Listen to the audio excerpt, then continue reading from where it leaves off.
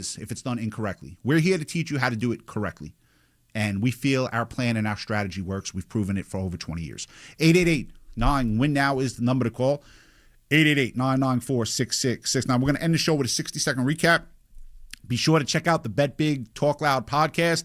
I have a free pickup for Saturday. JR has one for Sunday. We'll be back tomorrow on the Sports Investor Daily Radio Show. Everyone, have a great Saturday. All right, here we go with the recap, and this one is brought to you by TakingVegas.com. It is the last Saturday of the college football regular season. It went fast. And did you all like that parlay winner we gave you last Saturday for free? Well, guess what? We're doing it again this Saturday. 888-9-WIN-NOW is the number to call. 888-994-6669. Last Saturday, all callers got a two-team money line parlay winner. Pittsburgh outright. Stanford outright. We're doing it again this week. It's free. It's on a recorded line. This parlay pays over 4-1. It's free. 888-9-WIN-NOW. That's 888-994-6669. Here we are, the last Saturday of the college football regular season, and guess what? We are 8-3 on false favorites. 7 of those won outright. Plus, we hit a parlay that paid over 4-1. So give us a call right now. We have another parlay for free on a recorded line at 888-9-WIN-NOW. That's 888-994-6669. Let's end the college football regular season in style with a two-team parlay that pays over 4-1. This program was paid for by 1220 Enterprises. The opinions and views expressed are not those of local stations. Prior results do not guarantee future outcomes. Use of this information in violation of any federal, state, or local laws is prohibited. If you have a gambling problem, call 1-800-GAMBLER. Never have I ever called my sister from the finish line of my first marathon. Hello? You won't believe where I am. Are you running? Mile 26. I'm gonna make it. Switch to T-Mobile's 55 Plus plan and get iPhone 16e with its advanced camera system on us. Plus, 2 lines for just $30 a line. Guys, I can't believe it. I knew you could do it, babe. That was amazing. Mom, how do you feel? I feel great. I can't feel my feet.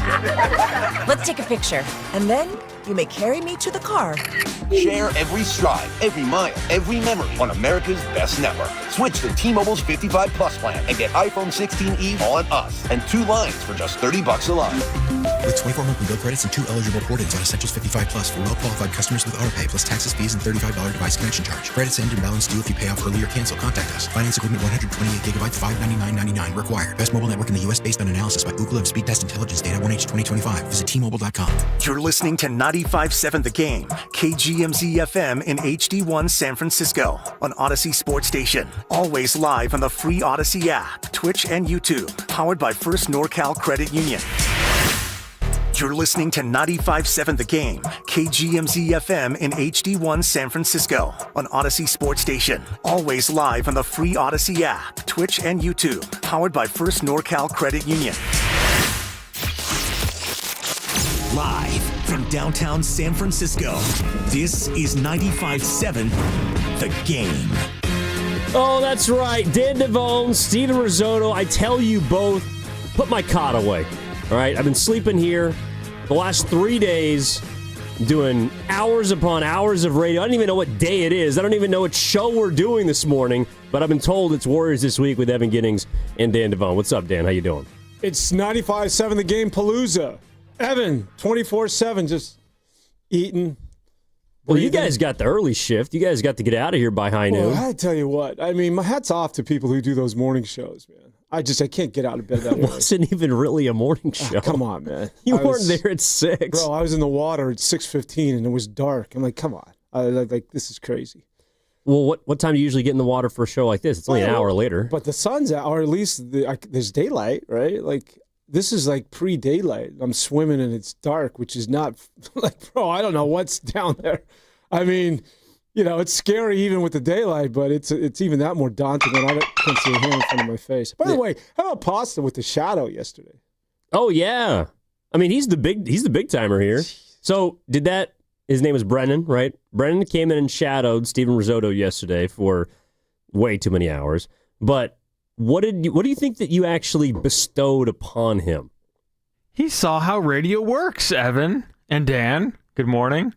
He got to see the behind the scenes at different things, and he's a broadcast student at SF State, and he likes play-by-play, and he likes broadcasting, and it's kind of an inside look.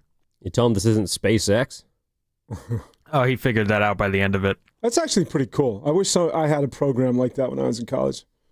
Well, I don't think it's a program. He just reached out to you and said, can I show up for a day? Right? Yeah, that's what happened. No program. Like you never did that with... Actually, I wrote for the Tucson Citizen. I was a journalism major. And so I was a beat writer for high school football, which was a good experience. Yeah, but you never, like, let's say there was a person in Fresno or, I don't know, when you're trying to get to your next gig who you called up and was like, hey, can I come see how you work for a day? Or can I tag along and kind of see how you do your job because one day I want to be in your position? No, I did an internship, but that's something you got to apply for, and it's not one of those where you can just come for a day and shadow. Is that somebody. one unpaid?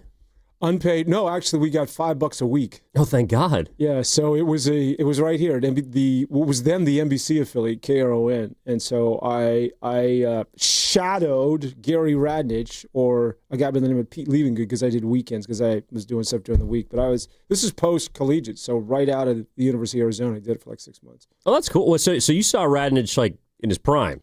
Yes. He just owned the market. Yeah. What was him? What was that guy like? He was so different, and sports was very homogenous until he showed up. And then he just started speaking to the people as opposed to however it was done prior to him, or it was very formatted, right? It was just everybody read highlights and spoke in a certain vernacular, and then he came along and just tore that script up, and everybody's like, whoa, who's this guy? And he was just, he had a way about him that was really authentic.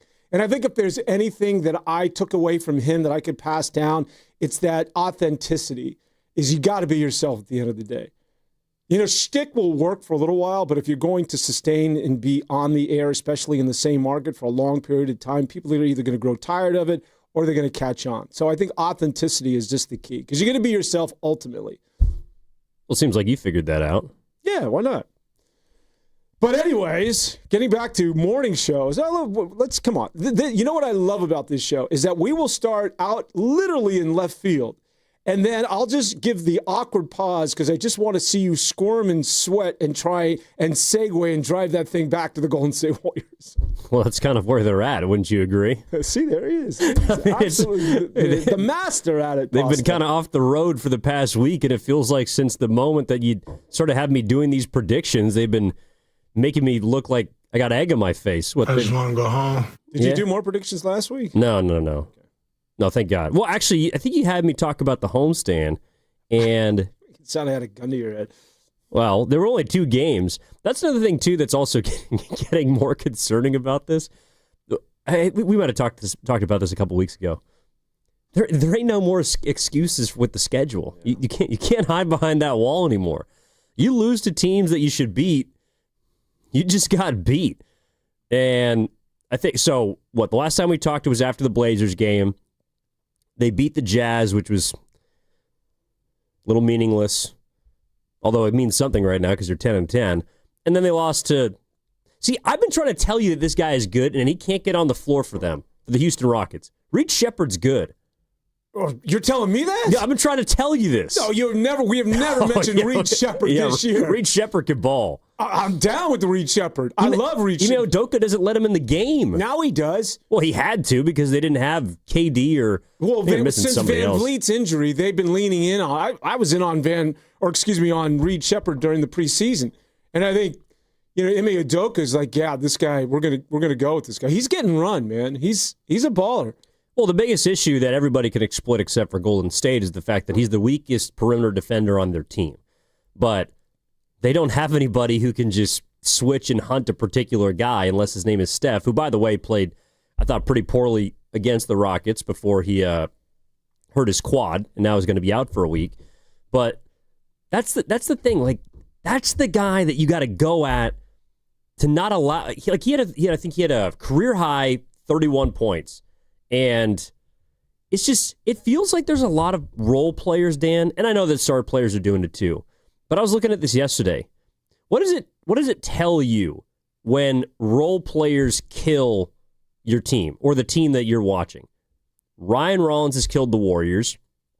I think it was Deion Jackson for the Pacers that had 25 and 10. For the Blazers, it was in the first game. I forget, but against the Magic, it was Anthony Black who hurt them, and then against the Houston Rockets, it was Reed Shepherd. It's not even the stars that are killing them right now; it's the others. What does that tell you? I have a feeling you're going to answer this for me. Go ahead. Well, no, I legitimately wanted to know what you think. I have to think on that. They have so many holes on this basketball team that I don't know what to deduce from that. Well, to me, I would have been making something up, to be honest with you. That's fair. Authenticity. Yeah, right. No, to me, it means that you don't have a stopper. You don't have somebody that you can just send on to somebody and kind of neutralize what they're doing.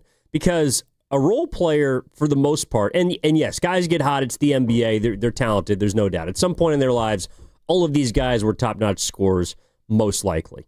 But if a role player has it going, or a guy like Reed Shepherd who has to fill in because you got a couple of your top dogs out, your top scorer in Durant, a big boy in Adams, there should be somebody that the Warriors have to just put onto him and say, all right, you're going to make his life hell for the entire night. And I don't feel like they have that guy on a given night. Some nights it feels like Moses Moody can do it. Some nights it feels like maybe they go into a zone and they try and get gimmicky to try and take a guy away. But you're seeing all these role players, and some of them are better than just random off the bench dudes. But for the most part, those are the guys that can't kill you. The Shai Gilgeous-Alexanders who's coming in on Tuesday. The Wembys, the Jokic's, like the stars of the league, those guys are going to get theirs. But it's when the second or third scores on teams start to hurt you that my radar goes up. Well, they don't really have a defensive stopper. I'd say Moses Moody's probably your best on the ball. We thought Jonathan Kaminga was sort of like leaning in that direction.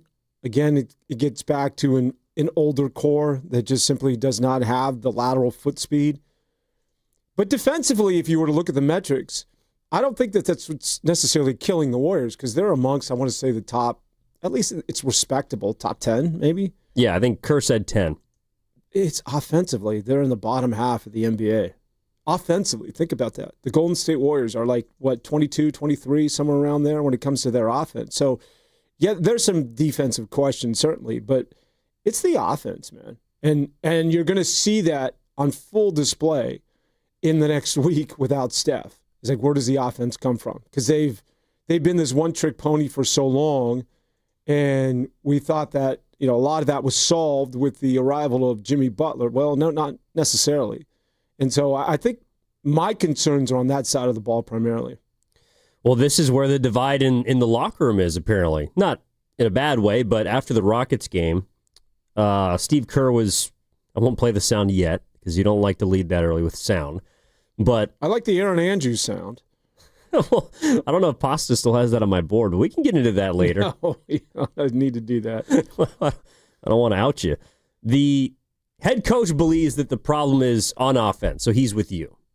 And the players, Jimmy and Draymond, after the game said the problem's the defense. I find it interesting that people in the same locker room feel different things. Yeah, because that's interesting. That's not, well, I think that's the reason why they're 10-10. It's like people clearly aren't on the same page. But I feel like it's a little more defensively. You feel like it's a little more offensively. But you're absolutely right that without Steph Curry, I don't know what this team is going to do. I mean, they can't really fill it up. The season that I always harken back to is the 22 year when they won the championship, because they had the number one defense in basketball, and they were 17th, 16th, 17th in terms of offense. So, I mean, not to say that you can just be a middle-of-the-pack offensive team and get away with it for most years, because I think a lot of people didn't see that championship coming. But when this team defends at a high level, usually they can kind of play their offense off of it. And I think that's how they're how they're built. Like, they're built to be a better defensive team than they are now. I'm not sure how much higher this ceiling is for the firepower of this group. Yeah, and that was their MO, right? Back in the day when they were winning titles, they were always 1 or 2 defensively. And I think that it's just something that we overlook. We're so glommed on. It's so sexy to focus on offense, generally speaking, in the NBA. Look at the Raptors. Or not the Raptors, although you can look at the Raptors because they're pretty good these days. But look at OKC. OKC's defense that's what triggers all of this. You know what puts them in motion? And the reason why it's a track meet with that team is that they get so many stops and so many turnovers because they're all long and they all have length and they disrupt everything. You can't just drop. Hey, sorry about that. Well, throwing the phone over there is not going to turn the sounder off. You can't just drop a. I'll be back. Vamp. It's done. You can't just drop a pick and roll. Like, it's just everything you have to work at. Bounce passes on the interior. OKC is so good defensively.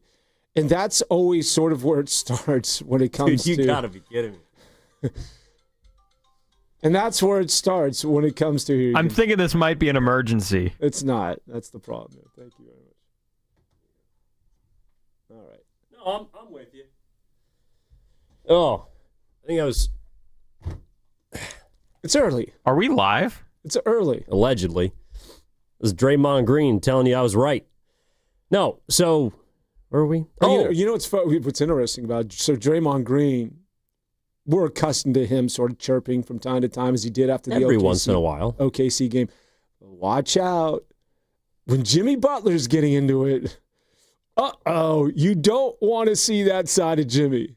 And like that's sort of a smoldering fire. Like right now, Jimmy's getting a little vocal. Let me tell you something. If we know anything about Jimmy Butler, that can go one of two ways.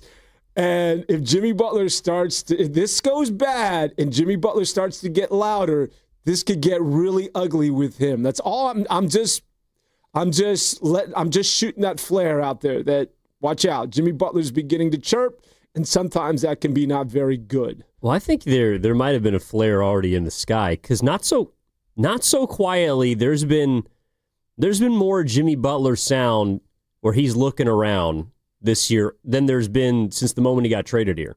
And I realized things were pretty good last year winning cures all. But that was something that we talked about when they traded for this guy, which is when things are good, he's a great teammate, he's all about winning, he's someone who will buy in and is going to take a back seat and will do whatever it takes in order to win. But if you ain't winning, this guy is going to start to look around and see what he can do elsewhere to try and steer this thing back on track, or sometimes he just disassociates.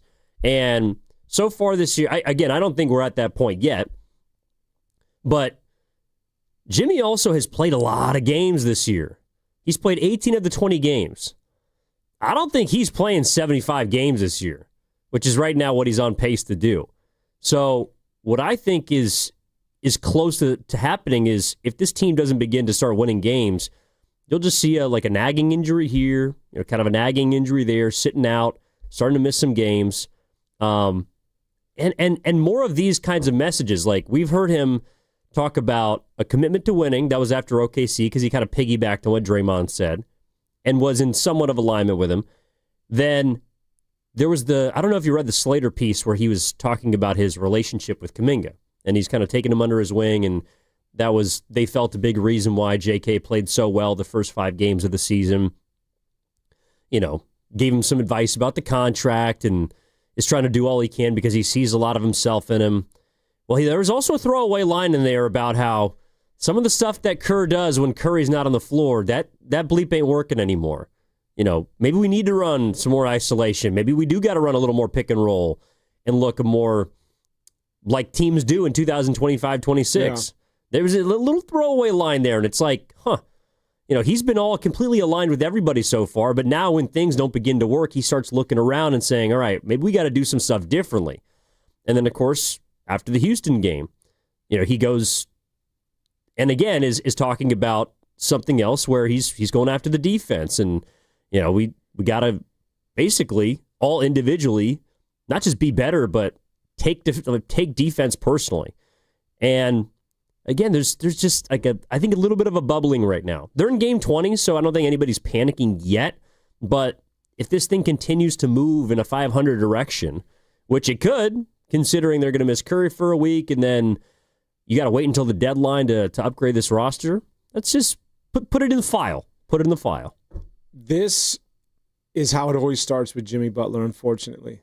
Every single stop, from Chicago to Minnesota to Philly and to Miami, it always starts this way. It's sort of, a bit innocuous, and then it gets louder, and it gets louder, and then eventually it becomes what it is that we saw in Miami, or it's just essentially he quits playing. That was the extreme. But every stop, every single stop, it always starts this way. In Chicago, he was not even close to the rotation, and there was some chirping on his end once he became a good player and recognized as a good player. Because keep in mind his draft status, everybody overlooked this guy. And then we know what happened when he got traded to Minnesota, right? And then it started with a little chirping out in Philadelphia, and it got much louder, where he basically demanded that you get me the hell out of here. And then, of course, we know what happened to Miami. So all I'm saying is that it always starts this way, and it always ends the exact same way with Jimmy Butler, with every NBA basketball team he's been with. And again, the old Buddy Butler thing that was happening last year, it ain't happening a lot this season. Well, Buddy Hield's that's a whole other issue. See, but all right, I don't think Buddy Hield is he ain't Klay Thompson. Although perhaps he did have one Klay Thompson playoff like performance. Oh, we got to talk a little Klay today, by the way. Go ahead. That's a tease. I like that. All right, we'll do that. I don't know. We'll do it when we do it. But Buddy Hield. You could call me crazy if you want, and that's fine. Buddy Hield is the barometer for the health of the locker room and the amount of joy that the Warriors have. Because if Buddy ain't doing well, he's the one guy that in a way you can't you ever played on a team with a dude who you just can't ruffle him. You can't get under his skin. He's just I don't know if he's kind of an imbecile, but he's also a sweet guy. He's just a happy-go-lucky kind of character. You ever play with those guys? The moment you lose that guy, the moment your team begins to crumble. Because I don't care how good or bad that player is, if that guy's feeling down, what do you think everybody else is feeling? He is the guy that if you look at and say, if Buddy Hield is, and I realize he has not played well this season, but if you lose him, I have no reason to believe that the rest of your locker room isn't going to start to turn on itself and just look at this team in a negative fashion, because Buddy's the most positive person walking around Chase Center. And if he's down, if he's feeling like Eeyore, or if they're kind of treating him like Eeyore, where he's just got a little mope on his face all the time, I think that's bad news. Yeah, that's an interesting point. I haven't thought about that, but he does look joyless this year. And I think that's got to be a reflection of something, because that guy plays with an infectious sort of, usually you'd see the smile on the face at some point, and there's less and less of that this year. So maybe that's just an extension of what's happening behind closed doors and what's happening inside of that locker room. But it's just, I just think losing, it's not chicken or the egg. I think losing creates a lot of this. And it just gets back to, are any of us really surprised, to be honest with you? Aren't they sort of, what did Denny Green say? They are who we thought they were. Didn't we sort of all have this in the back of our mind? As optimistic as we wanted to be at the beginning of the season, didn't we feel as though this is a team that's sort of older? They're going to be dealing with nagging injuries, and they're sort of they're a 500 team 20 games in. Now, hopefully, things will. And I'm trying to think of, and that's the scary thing. What are the positive scenarios going forward where this team becomes one of the top 3, 4, 5 seeds in the Western Conference? Well, I thought that they would be better than they are. Maybe not markedly better. And I still think there's a chance that they could, capture something and just figure out again, how they have to play to kind of survive the regular season. But I think, maybe I bought a little bit too much into the 4-1 start. and Kaminga was playing really well, and maybe that was the key to it all. The fact that they were playing, all the other guys were playing the same as they had last year, but here was this one guy who looked like he'd turned the corner. And maybe when he comes back, which is looking like it could be tonight against New Orleans, and if not, hopefully, by Tuesday against Oklahoma City, because that might be an absolute dumpster fire. But if they can get him playing the way he did his first 5 games, then I think this team has a chance to win some games. But if not, that's the thing I guess that is, I don't want to say it should have expected it, but what's frustrating for me watching them is they feel like a different version of the same team last year. And last year, the vibes were not a problem. And actually, I think that's where I remember Steph Curry talking about Buddy Hield in this way last season. That one of the reasons why Buddy Hield was already, in less than a full year, one of his favorite teammates of all time is because he brought the same attitude to the team, even when they were a game below 500. This was not a very good team 365 days ago today. Start 12-4, end up 16-16, and you're looking around like, who are we? But the locker room health was good, right? There were no problems off the court. This year, I wonder if the frustrations are going to lead to more internal kind of locker room problems, because I just don't feel like this team has joy right now. I think they're trying to figure it out, but I feel more frustration than anything else on a given night. And well, to be fair, last year also it got to the point where Curry and Draymond were talking about not sacrificing the future, and that was around December. But that kind of messaging to me doesn't work for a guy like Jimmy Butler. Jimmy Butler has nothing invested in the Warriors to the point where he would talk about investing future capital assets, whatever you want to call it, saving that for the future. He ain't about that. And I get it, because I have not been able to figure out why, Dan, some of the stuff they did last year just doesn't appear to be working at all. And what's scary about, just to get back to taking the temperature of the locker room, is that a year ago, if things went off the tracks, you had Draymond Green, who's going to be vocal. He's always going to be vocal. But now you have Jimmy Butler, who's fanning that flame. And so it can get dark really quick in that locker room, because it's not just Draymond. But now if it's Draymond and Jimmy Butler, your two strongest personalities that are echoing whatever it is that's going wrong with the Golden State Warriors, that can reverberate, and that can get bad really quick. And so we're just sort of at these crossroads right now with the Warriors, where suddenly we're seeing Jimmy Butler being a little bit more vocal. We're seeing the team lose. And the question becomes, without Steph Curry, how do you respond? Which path do you take? Do you become a competitive team, or is this just going to get ugly, and this could be a really dark season going forward? I don't think so. I think that they're always going to be in the conversation, but I don't know that I don't, like last year when things went sideways. Remember during December and January, they had Jimmy Butler, right? Like they found Jimmy Butler to save the season. There is no savior that I can see, unless maybe that's Jonathan Kaminga. There is no ace up the sleeve this year for the Golden State Warriors. 888-957-9570 is the number. Warriors this week with Evan Giddings and Dan Devone. What are you kind of feeling? Again, after a couple games this week, one up, one down. They got a game tonight against the Pelicans. They wrap up the homestand with Oklahoma City coming up on Tuesday. How are you feeling about this team?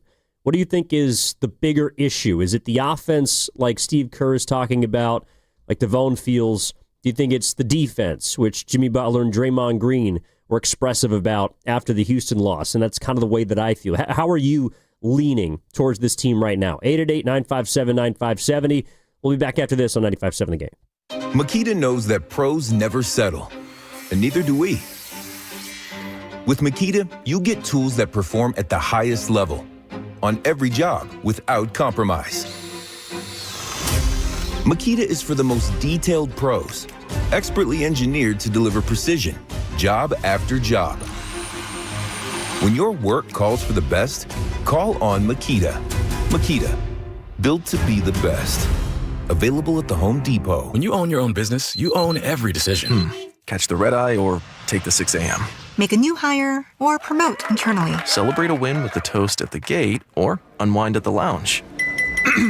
Big props to this team. Some decisions are a win-win. Like earning 8 times points on Chase Travel. Introducing Chase Sapphire Reserve for Business. With $2,500 in annual value, it's the business card that gives back all you put in.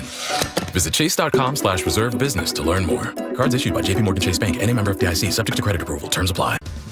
Come into Friedman's Appliance in Pleasant Hill and see an amazing selection of Sub-Zero, Wolf, and Cove appliances live and on display in one of the largest living kitchens in the country. And save with full suite savings event. With qualifying purchase, get 3 additional years of protection or qualify for a $1,000 rebate. For the largest selection of Sub-Zero, Wolf, and Cove appliances, visit the Living Kitchen at Friedman's Appliance in Pleasant Hill or at friedmansappliance.com.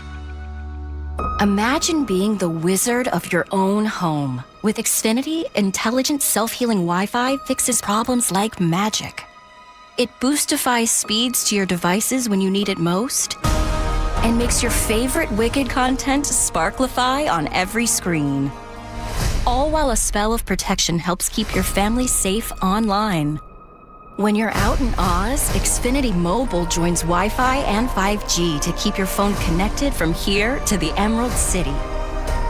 If you had the most intelligent Wi-Fi from Xfinity, everything would work together for good. And now you can cast a spell to stop time and keep your internet bill steady for 5 whole years with the Xfinity 5-year price guarantee. No contracts or commitments with amazifying equipment included. Xfinity, imagine that. And see Wicked for good, only in theaters November 21st. Restrictions apply. Select plans only. Xfinity Mobile requires Xfinity Internet. Attention. Have you racked up $10,000 or more in credit card debt? Are you barely getting by making minimum payments? With credit card debt reaching all-time highs, National Debt Relief is notifying consumers about significant debt relief options currently being made available to help those with overwhelming credit card debt. These options may reduce a large portion of credit card debt for those who qualify. You don't need to declare bankruptcy or take out a consolidation loan, and you may only have to pay back a fraction of what you owe, even if you have bad credit. National Debt Relief has already reduced the credit card debt for more than 550,000 consumers. So don't wait. If you owe $10,000, $20,000, or even $100,000 in credit card debt, you can now take advantage of this financial debt relief as the cost of living continues to skyrocket. To check what debt reduction you may qualify for, call 800-224-5353. That's 800-224-5353. Again, that's 800-224-5353. Food, family, and football. It's Thanksgiving, but your takes don't need to take the day off. Make some cash with them at DraftKings Pick 6, the official daily fantasy partner of the NFL. Just pick more or less on a couple player stats and ride your read. Hit your calls, and Pick 6 turns a good read into a big return. And if you're new to Pick 6, DraftKings has you. Get $50 in Pick 6 credits with your first $5 entry. Trust your read and make it pay. Download the DraftKings Pick 6 app now and use code THEGAME. That's code THEGAME. Play just $5, get $50 in Pick 6 credits. Make the call. Ride the upside in partnership with DraftKings Pick 6. The crown is yours. Gambling problem? Call 1-800-GAMBLER. Must be 18 and over. Age and eligibility restrictions vary by jurisdiction. Void where prohibited. 1 per new customer. Bonus awarded as non-withdrawable Pick 6 credits that expire in 14 days. Ends December 2nd at 11:59 p.m. Eastern Time. Terms at pick6.draftkings.com/promos. This Black Friday is the best time to get the Toyota you've been wanting, but these deals will disappear soon. Right now, get low 1.99% financing plus $1,000 finance cash on the 2025 Tacoma. Or score a low-cost lease on Tacoma Double Cab. Or get low 0.99% financing plus up to $1,000 finance cash on the 2025 Tundra. Black Friday is almost over, so visit your Toyota dealership before these deals are gone. Toyota, let's go places. Offers available through TFS to buyers with premium rated credit and cannot be combined with other offers. Ends 12/1/25. What makes Crystal Geyser Alpine Spring Water different? We always bottle our Alpine Spring Water less than 1.5 miles from the spring source, and all our bottles are made with 50% recycled plastic from our own recycling plants. Crystal Geyser, bottled at the spring source. To 15-year-old Harper, buying an $80 vintage rock t-shirt is a great investment. To Harper's mom, this logic has a few holes in it. So she helped Harper open a Wells Fargo Clear Access banking account. With no overdraft fees and tools to track spending, Harper's learning, one heavy metal tee at a time. However you make money work, Wells Fargo can work with that. Terms apply. Visit wellsfargo.com/deposit disclosures for fees and details.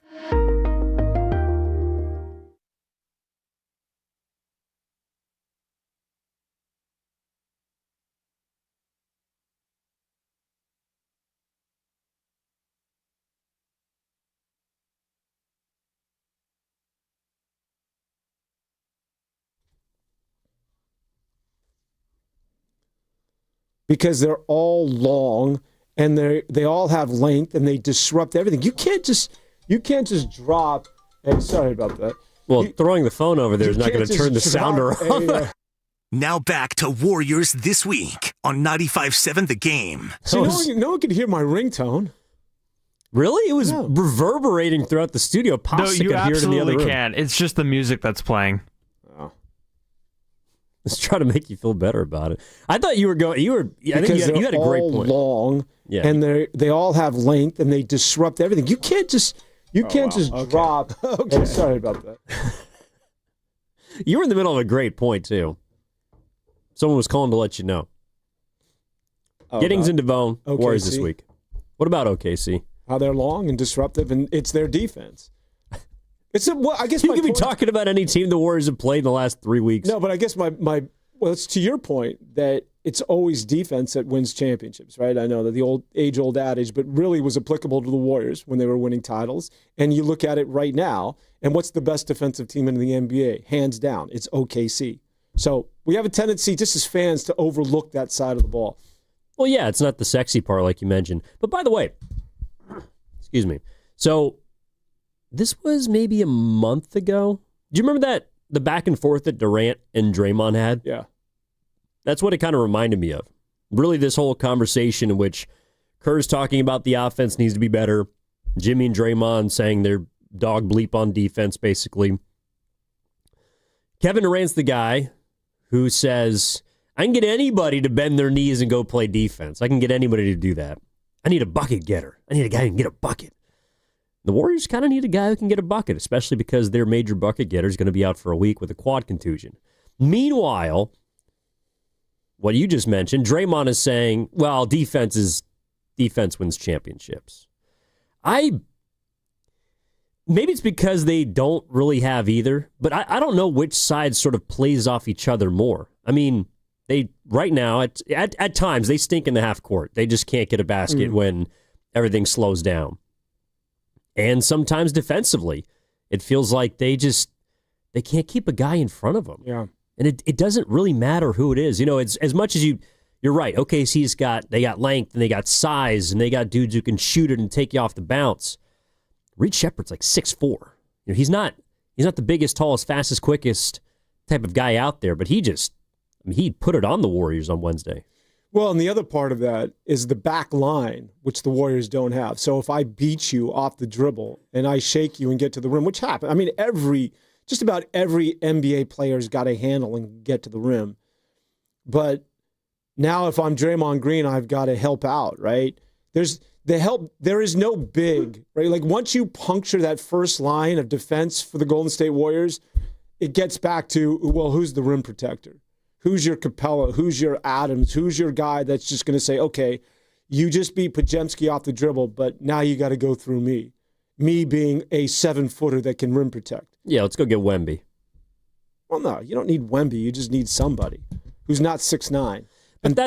And 42 years old. Well, that's what's a little confusing and why I would hope that Draymond and Jimmy are looking at themselves in addition to people around them when they're talking about the defense, because the guy who's typically the last line defender for Golden State is Draymond. And they've been a lot better when he's out there than when he's not. But he seems like the only guy that can kind of do it, who can be someone who, if it breaks down, he can slide over and provide some support. But, I mean, guys are going by, he's 36 years old. He's not the defender he used to be. Well, guys are going by Podziemski. Guys are going by Moody. Guys are going by Spencer. You just touched on something, and this is why they think that they have the ability to do this because they're seasoned, they're veterans, they're future Hall of Famers. And if I'm Draymond Green, sort of E.F. Hutton, when I speak, you listen. But what happens, and the reason why you don't do this, is that when you sound off like that publicly, rest assured, from Moody to Pajemski to Kaminga to, I don't know, Will Richard, they're either saying to each other or within their personal network, like, bro, shut up. It's like, man, who are you defending? Like, people just, when you indirectly attack somebody's character in terms of their profession, what's the natural response? Well, bro, you're 36. You ain't that good. You know what I mean? It creates that unhealthy sort of attitude. So while, Draymond Green may be thinking I'm the leader and I need to do this, but when there's too much of that and now you're piling on with Jimmy Butler, the reason why locker rooms get divided is because the younger players, they got pride, man. They're in the NBA. They're in the show. They're like, dude, you ain't that good anymore defensively. Look at yourself. What do they say when you point a finger? There's 4 pointing back at you. Well, 3 fingers and a thumb. Come on. 888-957-9570. Let's go out to Jonathan, who's in San Francisco, wants to talk about the Dubs. What's up, Jonathan? Good morning, man. How are you? Hey, good morning, guys. I just want to say the biggest problem I see is that they're running the same system. The system that worked to the tune of 4 championships, but they're missing one very key ingredient, which is the Splash Brothers, plural, Splash Brothers. You don't have to play anymore. That system worked with Draymond Green as a quarterback in the middle, and you got 2 absolute snipers of the highest order, the best shooting backcourt in the history of mankind. Now, you also don't have an Andre Iguodala, who's probably going to go down as one of the best 6-man coming off the bench all time in NBA history. So those 2 ingredients are missing, and you're running the same system, and everybody's wondering why it's not working. Also, factor that's contributing to this, not very good basketball that everybody's watching is, the draft picks. Wiseman over somebody else. You could pick a guy on that draft.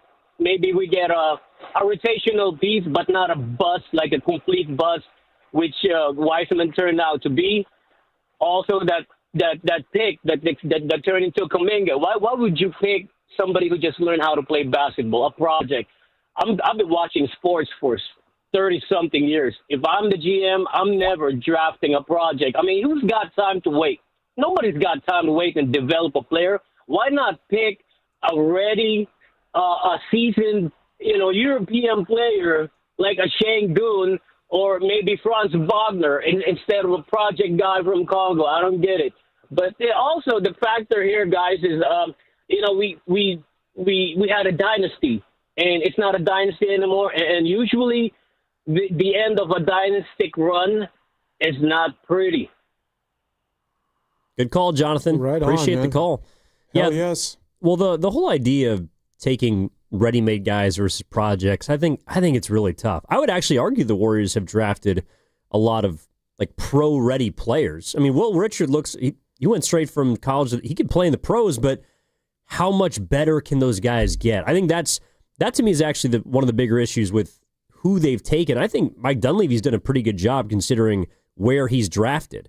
He didn't draft Kaminga, Moody, and Wiseman. His first pick was Pods, who at the 17th pick is it's not bad, not great, but it's hard to find the Giannis's in those ranges.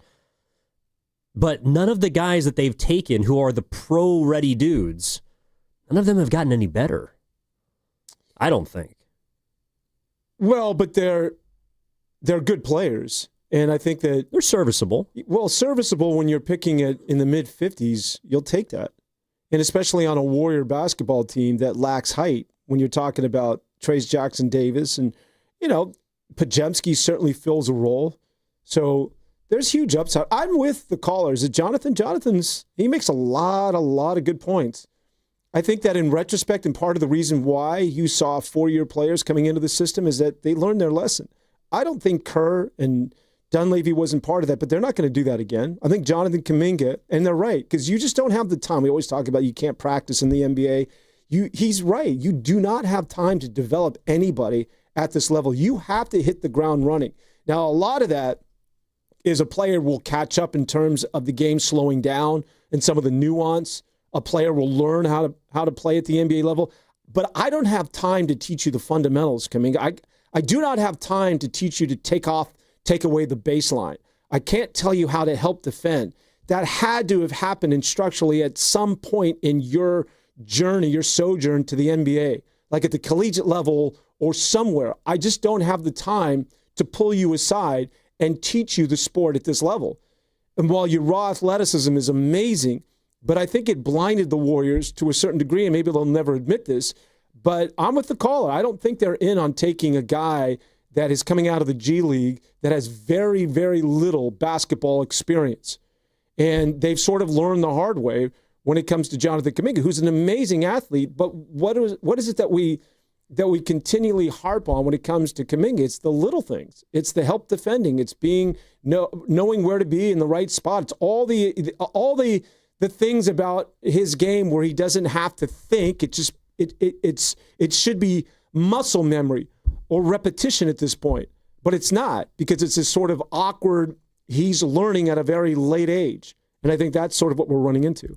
True, but there's also examples of players who are perceived projects who have become, I don't know if it's cerebral is the way you want to put it, but they've shown themselves to be more polished players. Like, Amen Thompson was a guy who did not play college ball.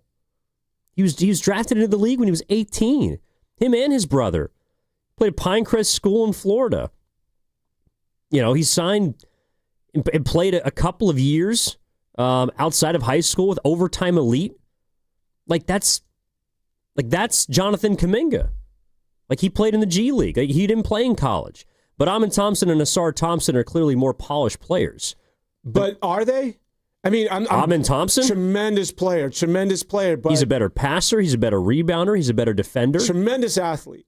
I'm just saying there, to your point, that, yeah, it's not foolproof. You can get guys that are projects that can dispel everything that I said. But I do think that there is a risk, because will they graduate? Because Amen Thompson, as well as his brother, they have to learn to shoot from the outside. Like, there's still a lot of things that, and Ime Udoka and Rocket fans will tell you that tremendous athlete, but there has to be growth. He's still not. They want him to be the point since they lost Van Fleet. They gave him the ball. He's not ready to do that yet, which is why you see Reed Shepherd, who is directing traffic a lot more. There are still areas of his game that he needs to graduate, and let's just see if he gets there, because a lot of this is learning on the job for him as well. Now, granted, they're further along, and they're relying on that athleticism, but let's check back in 3 to 5 years and find out if they ever get to where it is that a lot of us have them projected to be. I mean, even if Amen Thompson continues to shoot 20% from three, which he has so far in his career, he's still already a Defensive Player of the Year candidate. He's one of the better perimeter defenders in basketball. So, yes, he doesn't do some of the things that you would want as far as, maybe shooting or, I'm trying to think of some free throw shooting, really. But he's a good passer. He's a willing passer. He's explosive. His handle is maybe not the tightest, but it's getting better. Like, you can see how he's made strides already in a short amount of time. So, to me, that's what they were trying to identify. Not Amen Thompson specifically, but a guy with the kinds of physical, athletic tools that are highly coveted in the league. I mean, I know he played college, but I think he was, for one season? Scotty Barnes. Like, that guy is a polished defender. He's a willing passer. He's a good rebounder. He ain't a great shooter yet, but he does all these other things that you say, all right, well, that we can use to win with, that we can use to win with, that we can use to win with. And over the course of 3 or 4 years, now you've seen him blossom into potentially a guy who should be making the max salary. And that hasn't happened with any of the Warriors draft picks, even the ones that they have drafted to be potential players. Like, I don't necessarily have a problem with you trying to find a guy that can develop over 3 or 4 years. That's not ideal, but I think, one, you are not on a team where you can really do that, because there's not room for you to lose 20 games or or win 20 games, and lose 60 of them and learn by failure. And secondly, maybe the Warriors also just haven't been great at identifying what kind of guys with potential are going to blossom.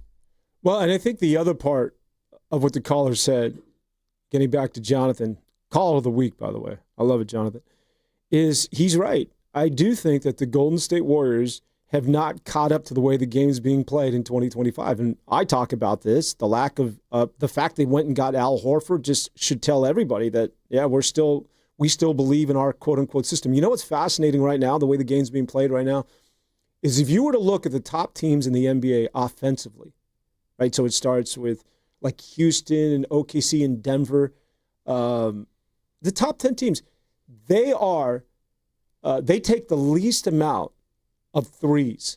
Like they're some of the worst three-point shooting teams in the NBA. And they take the least amount of threes per game, comparatively speaking. Like that, we're seeing a major shift in the NBA.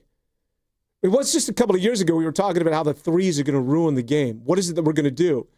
And to the credit of Adam Silver, he's like, just relax, all right? We're not going to extend the three-point line. Remember all those ideas? Make it a 4-point play. Everybody's like, the three's ruining the game. That's all teams are doing. They're just coming down and jacking up threes. It's lay or tray. Remember that? It's just like the game is not going to work. And Adam Silver, to his credit, he said, just let this work out organically because things have a tendency to be cyclical in this league. And you know what's happening, Ev? And it's very sort of like, I mean, there's the data to back it up, is teams aren't shooting threes nearly as much as they once did. And they're not relying on threes as much as they once did. OKC's best player is all about the mid-range in SGA. Go look at Denver. Denver does not shoot threes. You're seeing a lot more of that now in the NBA. The Golden State Warriors, that light has not gone on. And what it is that you want to be is always ahead of that curve. And the Golden State Warriors, to me, are sort of, they're playing in the dinosaur era, if you will. And so I think the caller makes a lot of good points that you need to recognize the way the game's being played right now. And it's not 5-out basketball. That was trending about 6 to 8 years ago. Well, playing 5-out with versatile players. I mean, teams still do shoot a lot of threes. But this year, I think everything goes around, comes around, right? I mean, gosh, baggy jeans are back in, and it felt like in the 90s, that's in the early 2000s. 10 years ago, you couldn't tell me the baggy jeans were going to come back, but they did. The sheer volume of three-point shots is not necessarily the problem that I have. It's the fact that a lot of the teams are taking a bunch of threes because that's the only way they can generate offense. I mean, the Rockets beat you with their rebounding. Like, you're right, they don't shoot it very well whatsoever, and they don't take a ton of threes, but they pound the glass. I mean, they have 3 7-footers on a good night. And I think you're starting to see size come back a little bit, but it's positional size. It's not just the big man. It's big forwards. It's big guards.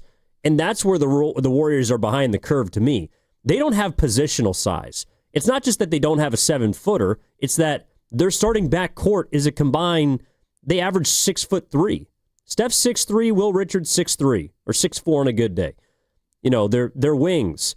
Jimmy Butler's 6'6". Moses Moody's 6'6". You saw Houston out there with Jabari Smith can play the 3 or the 4. He's 6'10". Like, their starting lineup, when they're healthy, is 6'10" and above. So to me, it is, yes, about not having those guys who can bang down low, but all across the board, you just see it on every single night. And Steph even said it, I think, after the Portland game. He said, we're small, we have to play bigger than we are. Well, on some nights you can do that, but doing it over 82 games, to me, consistently, especially at the age of a lot of those guys, that's just hard to ask. I'm looking at it. You want to know the teams that shoot the least number of threes in the NBA right now? Yeah, I'm looking at it. Rockets, Lakers, Pistons. You're talking about the Magic, the Nuggets. I mean, you're talking about some of the best teams in the NBA currently right now that aren't relying on threes. I think that's really notable. Like that, you would never see that 5 years ago. Like, you had to shoot threes, and you had to shoot it at a high clip if you wanted to be competitive.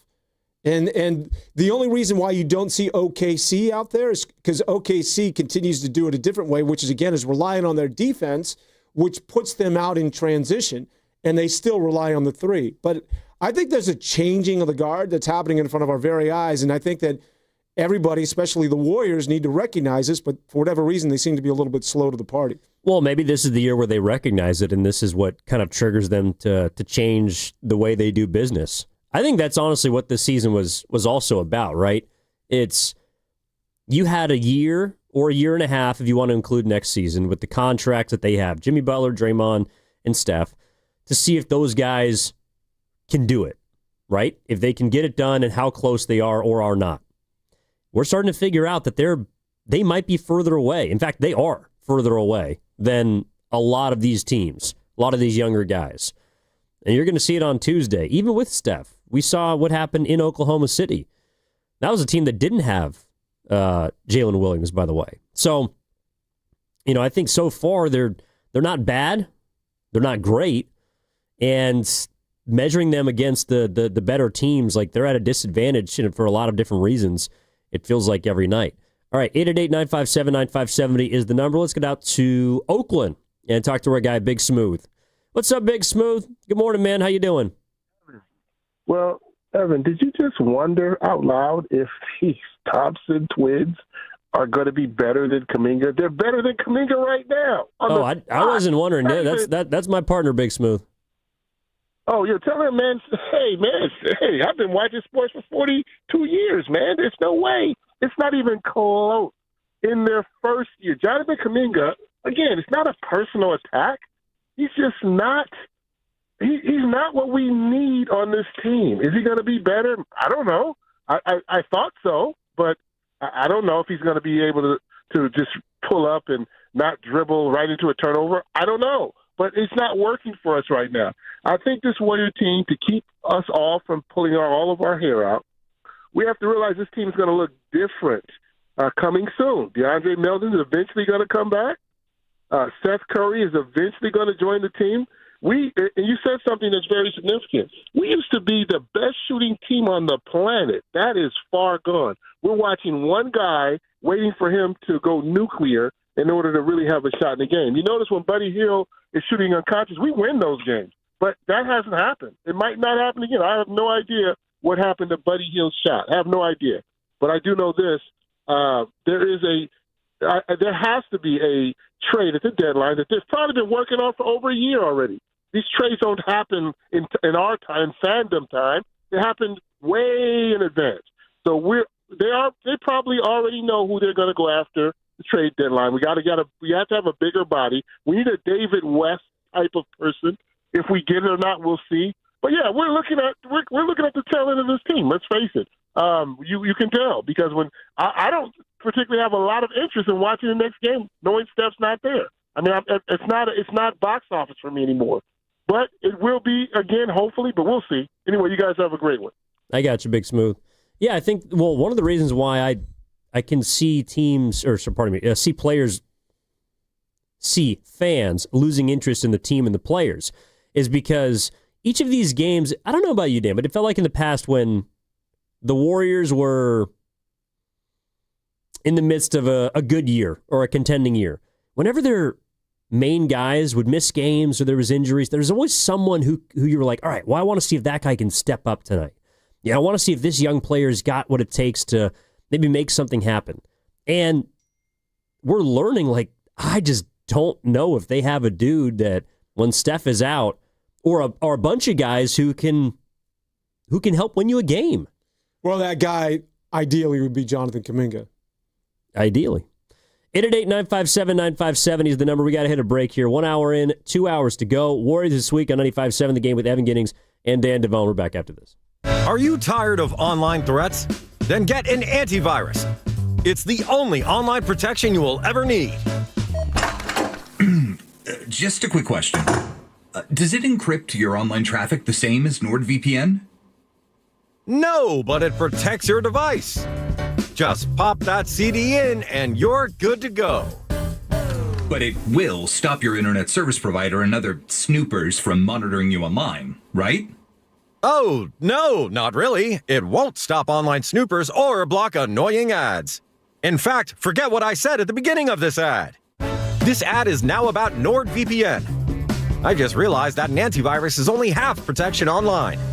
So get better online protection with the NordVPN Black Friday deal. It will encrypt your traffic, protect you from malware and phishing, and stop annoying ads. This Black Friday, get NordVPN with 73% off and enjoy 3 extra months. Yeah! Red and Gold Game Day starts at Laughing Monk Brewing. Park for free. Enjoy amazing food, ice-cold beer, and every game on TV. Catch 95.7 The Game's pregame show. Then hop on the free shuttle straight to the stadium. Sign up now at 957thegame.com. Hi, I'm Brian Bakhtiari, Executive Manager of Stevens Creek Subaru. The holiday season is a time of giving, and for the 17th year in a row, Stevens Creek Subaru wants to give back. From now until January 2nd, get a great vehicle and support a great cause. Because with every new Subaru purchased or leased, Subaru and Stevens Creek Subaru are donating a minimum of $325 to charity during the 2025 Subaru Share the Love event, happening now at Stevens Creek Subaru. And if that's not enough, buy or lease any new Subaru from Stevens Creek Subaru until December 31st and receive 2 Sierra at Tahoe season passes from Stevens Creek Subaru. So you get a great deal on a new Subaru, get 2 free season passes to Sierra at Tahoe, and help some great charities at the same time. It's a win-win-win at Stevens Creek Subaru. Located on Stevens Creek Boulevard near Santana Row and Valley Fair, or online at StevensCreekSubaru.com. StevensCreekSubaru.com. And remember, buckle up and drive safely. If a Lenovo computer for your business is on your holiday list, don't shop around. Just go directly to the source, Lenovo.com. You'll find exclusive deals on the PCs you want for your business, like the ThinkPad X9 14 Aura Edition and Yoga 7i 2-in-1. So avoid all that shopping chaos and price comparing, and just go directly to the source, Lenovo.com, where PCs are up to 50% off. That's Lenovo.com. Lenovo. With the new IHOP value menu, $6 is all it takes to go to your happy place, where stacks of pancakes with bacon and eggs are just $6 every day. French toast, sausage, and eggs are, you guessed it, $6. And fluffy omelets come with a side of pancakes and only cost $6. Go to your happy plates every day at IHOP. $7 in some locations. Available every day for a limited time at participating restaurants in the U.S. Hours may vary. No substitutions. Not valid with other discounts or promotions. Prices may vary. Blue and Gold fans, let's get engaged. Cast your vote in our Expo online before every basketball game on Willard and Debs. Brought to you by Shane Co., your friend and jeweler, where you'll find the Bay Area's best selection of unique engagement rings and their unmatched free lifetime warranty. Visit Shane Co. today. Target's Black Friday deals are delivering big surprises all week long, like 40 to 50% off top holiday gifts, plus thousands more deals in-store and online, all with free shipping. Load up on all the season's must-haves with huge deals on tech, video games, toys, floor care, clothing for the family, and so much more.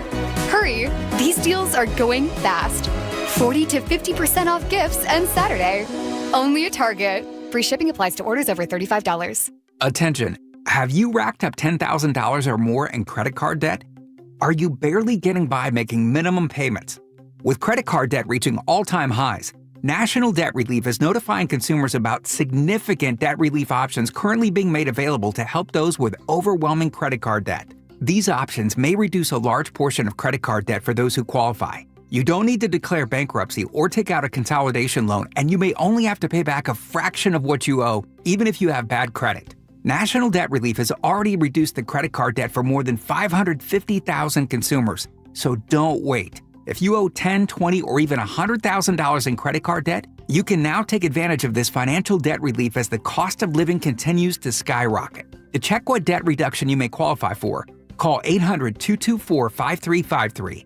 That's 800-224-5353. Again, that's 800-224-5353. From carriage house to glass aluminum doors, R&S Doors has a full line of commercial and residential garage doors and gates to suit anyone's taste and budget. Visit rsdoors.com. R&S Doors. Look for the red truck. Get in the zone, AutoZone. Brian's headed to the basketball court, but he's sick of this check engine light. So he goes to AutoZone for the free Fix Finder service, Welcome to AutoZone. What are you working on today? where a friendly AutoZoner reads the light in just a few minutes and gives him a detailed report. No big, just a loose gas cap. and gets him to the court with a tight gas cap and tighter defense. The free Fix Finder service at AutoZone. No hassles, just help. Get in the zone, AutoZone. Restrictions apply. Catch comedian and actor Nick Offerman when he comes to the Bay Area with his Big Woodchuck Tour at the Masonic on February 7th. Buy your tickets at LiveNation.com. And for a chance to win a pair of tickets courtesy of Live Nation, enter online at 957thegame.com. Are you tired of online threats? Then get an antivirus. It's the only online protection you will ever need. Just a quick question. Does it encrypt your online traffic the same as NordVPN? No, but it protects your device. Just pop that CD in and you're good to go. But it will stop your internet service provider and other snoopers from monitoring you online, right? Oh, no, not really. It won't stop online snoopers or block annoying ads. In fact, forget what I said at the beginning of this ad. This ad is now about NordVPN. I just realized that an antivirus is only half protection online. So get better online protection with the NordVPN Black Friday deal. It will encrypt your traffic, protect you from malware and phishing, and stop annoying ads. This Black Friday, get NordVPN with 73% off and enjoy 3 extra months. Yeah! You're listening to 95.7 The Game, KGMZ FM in HD1 San Francisco on Odyssey Sports Station. Always live on the free Odyssey app, Twitch, and YouTube. Powered by First NorCal Credit Union.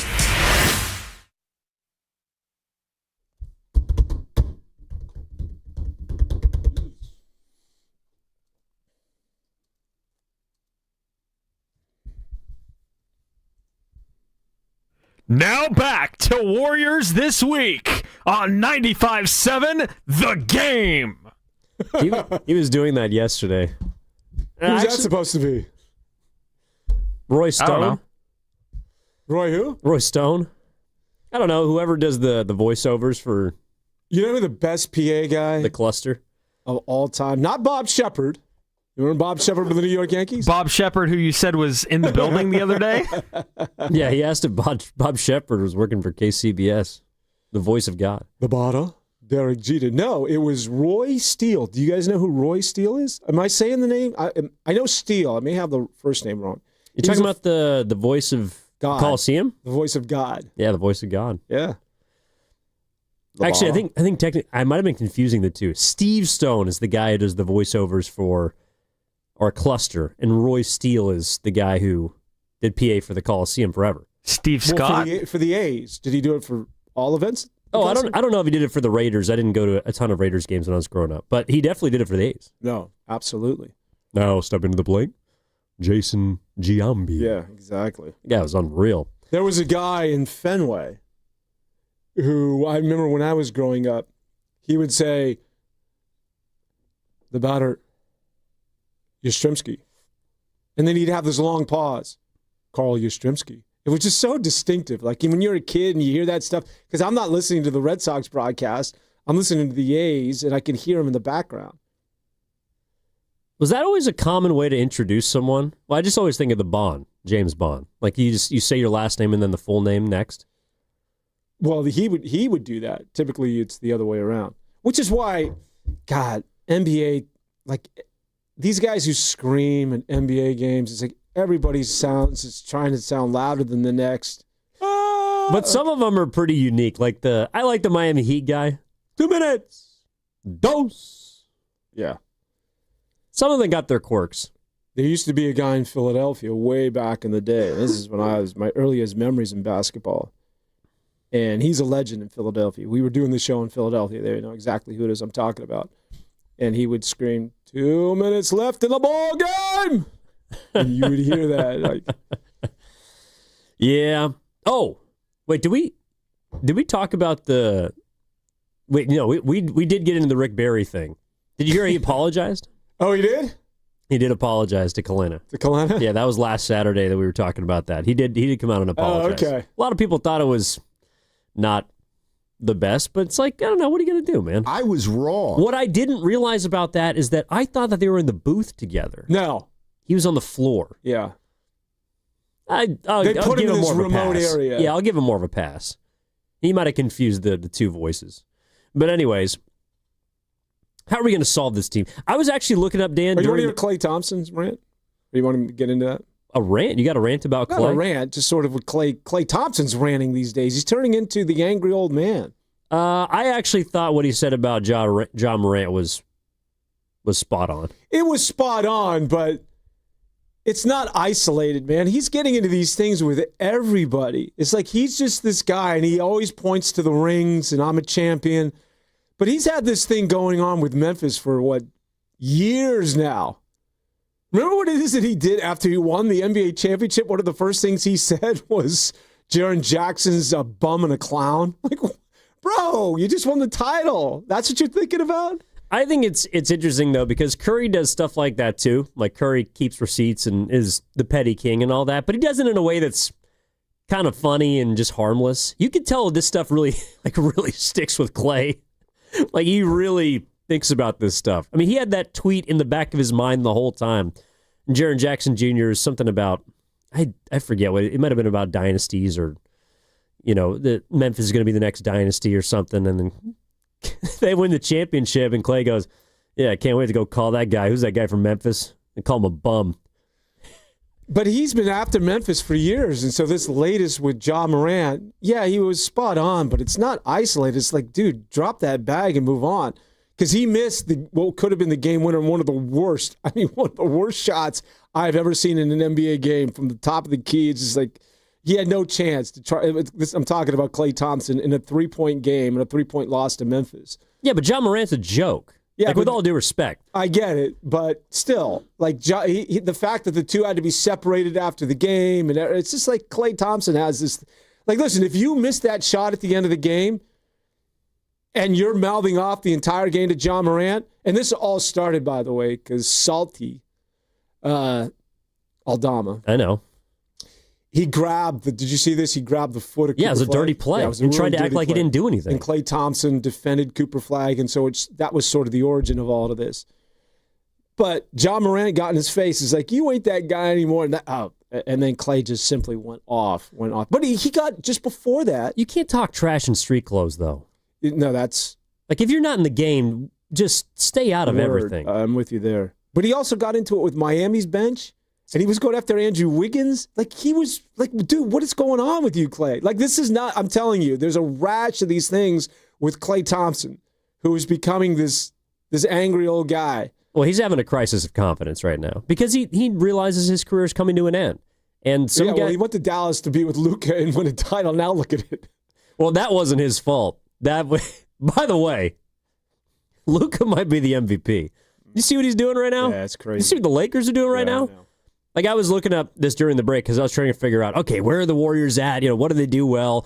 Where does certain numbers have them stacked up? So the Warriors are the second worst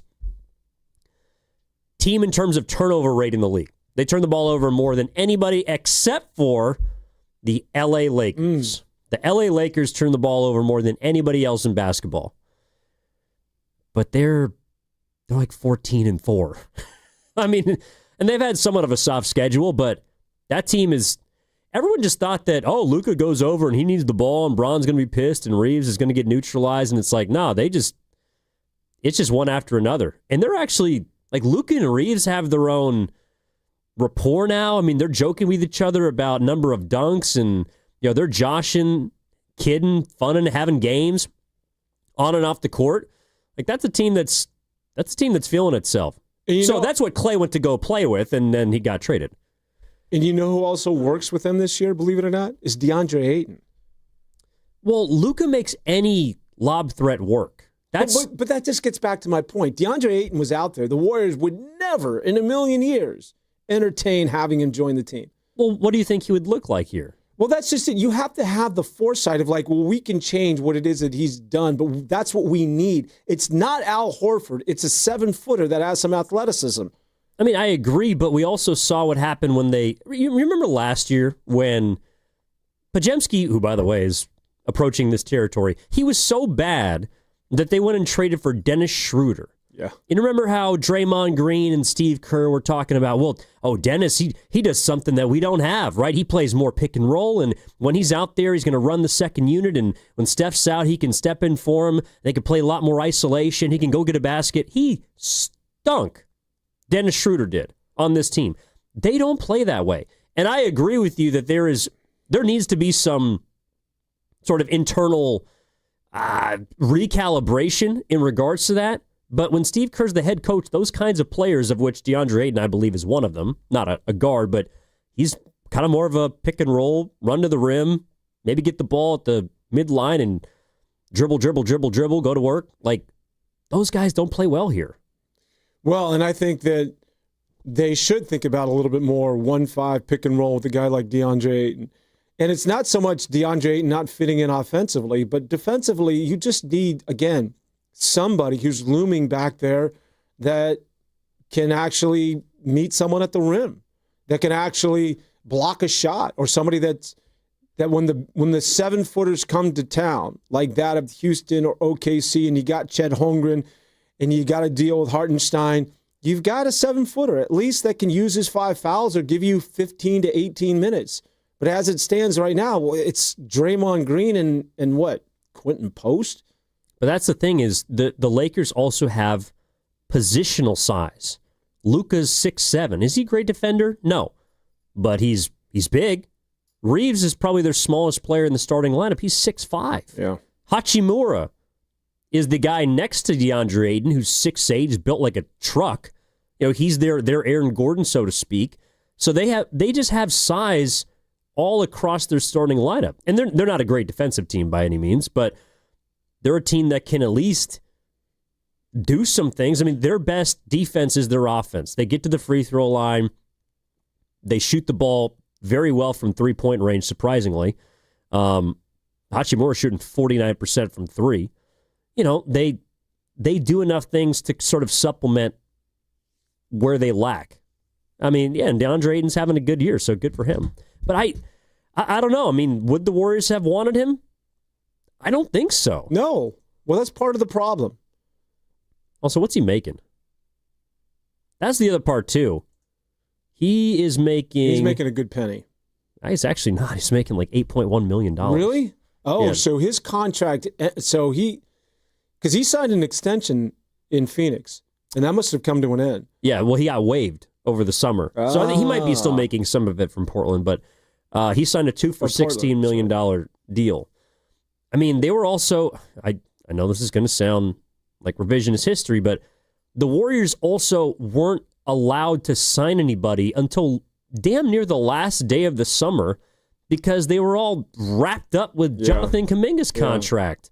I mean, they completely missed free agency. So, yes, do I think they would have wanted DeAndre Ayton? No. I think they did have their eyes set on Al Horford, which is crazy. But that's also the only guy that they were going to be able to get. I think Al Horford, I really do mean this, he's going to be put out to the pumpkin patch by the end of the season. I think he's going to be a guy that towards the latter part of the year is just not even going to see the rotation. He's just not going to play. Oh, he is. Because he's a Steve Kerr guy. Come on. Well, okay, who else? What, you going to play Quentin Post? I mean, God love him, but... Yeah, that's just such a... It's pick your poison when you're talking about Warrior bigs right now. But they did that to themselves. He's a three-point shooting center that right now isn't making threes. Yeah, so... Those guys are hard to play. You know, speaking of Los Angeles, one quick little nugget here. I mentioned this yesterday. The Clippers. Such a bad team. Well, right? They got a lot of guys on their team that are going to be taken out back, too. Well, they're a lot like the Warriors. It's got old really quick. Not really quick. But when you think about that team, which is... are you with me that team's going to the lottery this year? The Clippers? Yeah. I'm not so sure. I mean, probably. But then again, there's some nights where you're like, this team could be all right. I think they're a lottery team. And I think that when you get into the lottery this year, as we saw last year with Dallas, it's not like it once was, where if you were like one or two of the worst teams in the NBA, typically the number one pick is going to go to you. Oh, no, I take that back. They are going to be a lottery team. I'm looking at the teams ahead of them. They're not better than any of them. And typically in the NBA lottery, the worst teams have had a much better percentage of getting the best player in the NBA. That's not what's happening any longer. They've changed the odds. Go see Dallas last year. You do know who has the Clippers pick this year. Oh, yeah. That would be OKC. I know. Do not be surprised if they end up with the number 1 pick in this year's NBA draft for what could be a team that wins 74 games this year. Well, Silver wouldn't want to give him that, like he gave the Dallas Mavericks Cooper Flagg last year. But the difference is, if you have one of the top 3 picks, you're probably looking pretty good. Because you got Silver's dictating the lottery? It's not a lottery? Come on. All right. DeBonsa, who's my guy, RJ Kansas. I don't know any of these guys. Or Darren Peterson, sorry. And then you got who's it? DeBonsa, Peterson, and Cam Boozer. Oh, is that one of Carlos's kids? Yeah, he's got twins, but Cam's the better one. He's pretty freaking good. All right, 888-957-9570 is the number. Let's get out to the phone lines and talk to Coach G. Coach G's in Richmond. What's up, Coach? Good morning. How you doing? Hey, I'm good. How are you guys this morning? Fantastic. What's up, man? Lovely. Hey, I got a couple of things. I'm going to end it on a fun one. First, Luka is your MVP. There's no doubting that. The Lakers are my NBA championship sleeper. I don't know if that's that's a huge take, but if LeBron can actually play the role that is meant for him to play this year, they can do some things, some big things. So I'm going to leave that at that. I did call to solve the Warriors' problems, though. Their problem solve is in a simple transaction. If Chicago will give you guys Vucevic, you guys can give up everybody except for your core. Keep the old man that just came from the Celtics. Yeah. You guys stay healthy. You guys will contend this year. Without him, just a fun year. Old school Warriors. Secondly, the other move that you guys can make, but I don't think Danny Ainge is out of his mind, is if somehow you guys can get Laurie marketing. But those are your moves. You're going to need those guys if you guys want to contend this year. Okay. Last point, I don't want to call it a point, but I'll say coaching regret, as I am Coach G. I wouldn't call it a regret neither. That said, the time that I had with Evan Giddings in high school, as well as all the other kids that I had in high school, all men now, was awesome. Guy was a hell of a baseball player. Hard-nosed. Excellent IQ. Type of guy you're going to need to have on your championship team. He knows a little bit about championships because he was kind of proxy to one. Coach, but, what's up, G? Yo, what's up? What up, Evan? I was wondering. I was like, I know a Coach G, but that's my Ben Kenobi. I haven't heard that name in a long time. How you doing? Yeah, bro. That's look, I'm visiting family from L.A. right now. I turned on the radio yesterday. I hear this guy signing off, wishing everybody a happy holidays. Evan Giddings. Hey, how's as I listened to him for about 15 minutes prior, I was like, this guy's pretty good. I like this guy. Yeah, he might be something one day. I'll tell you what, warmed my heart. I always knew, Evan, you're going to be, what you're going to be, and whatever you're going to do is amazing in life. I followed you a little bit from afar, but to hear you on the afternoon airwaves, you're right where you belong, my brother. Keep up the great work. I love it. I appreciate that, Coach. Hey, is Noah, is he committed? Yes. Yeah, he just recently committed to the University of Seattle. Nice. It's so random. Yeah, super random, but at the same time in this, environment of 25-year-olds playing college baseball still. Man. Isn't that Scooball School? And me as a father wanting him to touch the ball field as a freshman, that's a great place for him. So, and if he goes out and does what he wants to do or needs to do this spring, he might not touch a foot on a college campus. So we'll see how that goes. I got you, Coach. Well, I too am following you and your family from afar. So thank you for doing the same. Wish you all the best. Dude, likewise. Happy holidays. Really nice hearing you. No doubt. Yay! Oh, that's Coach G. Coach Everly. Yay! He was one of my coaches at St. Mary's in high school. He was embellishing a little bit, but I could play back in the day. His kid though is nice. Really? I mean, yeah. That kid's got pop. He's an athlete, baseball player, but he's committed to Seattle. Is Seattle U becoming sort of a baseball dominant school? Well, I do think anytime you have a guy who pops, it puts a program on the map. But outside of Tarek Skubal, I'm sure they have had guys. But was it Elgin Baylor that went to Seattle? Yeah. Yeah, I mean, there's kind of few and far between, but player, obviously. Yeah, they come to Moraga in early January, so I'll get a look at their basketball team. But they got a good baseball program, and his kids. That's so unlikely. Known him since he was up to my knees. He's a big boy. Boy, that was heartwarming, Pasta. Pasta, we can have somebody call in from your past to verify everything that you've been able to do, and so proud of where you're at right now. Everything I'm doing is already verified by myself. So if you don't trust my word, Dan, then that raises red flags to me. But no, that was very beautiful. Evan Giddings, I think about this a lot. You are a Bay Area guy making big strides in the Bay Area media, and there's a lot to be proud of, Evan. Well, he was one of the first people. This is turning into a suck fest. Let's just chill a little bit. I want to spin it around on Coach because I remember specifically. So when I was growing up, I really had kind of a temper, right? I was a competitor, but had a hard time putting all that. Are you a red ass? I'm so upset. Oh yeah, I had a hard time putting it back in the bottle. Once it was out, it was everywhere. My teammates caught it, opponents caught it, sometimes the coach caught it, and I remember Coach G. There's remnants of it. It sort of makes sense right now. Like when you were blowing me up about the microphone, I'm like, yeah, I don't think I did that, but I could sense that you wanted to come after me and give me a headbutt. Well, I sent you guys one text. It was who broke the mic, because right now it's hanging off like a dead fishing line. But Coach G was one of the first guys who goes, by the time I'm done with you, this glass you got right here that I'm holding up to the YouTube audience, see, right now your glass is half empty. I want your glass to be half full by the time you're done here. And while I don't know if it was half full by the time I left St. Mary's, right about now, it's feeling more half full than half empty. So he did accomplish his goal. Awesome, man. Good for you. I'm still working on it, though. Hey, life is, we work on it every single day to be better people. So now when is Dan's high school coach calling in? Oh, man, let's go down Danny's memory lane. Well, when was... And I'll agree with everything everybody has to say, man. I'll be the first to say that everything, I'll echo their sentiment. Good and bad? Well, there is no bad. No one knows how old Dan Devone is. Maybe his coach can help us. You know what you need to do is come meditate with me one day. I was just going to ask you, do you still meditate? Daily. Daily? Yeah. What, even for you do it for 5 minutes? No, 20 minutes. I try 20 minutes. That's a long once it time. becomes routine, yeah, that's just it. For you right now, it seems like 20 minutes is forever. But then when you realize the benefits and when you get locked into that space, you're like, oh, God, I can't imagine not doing this.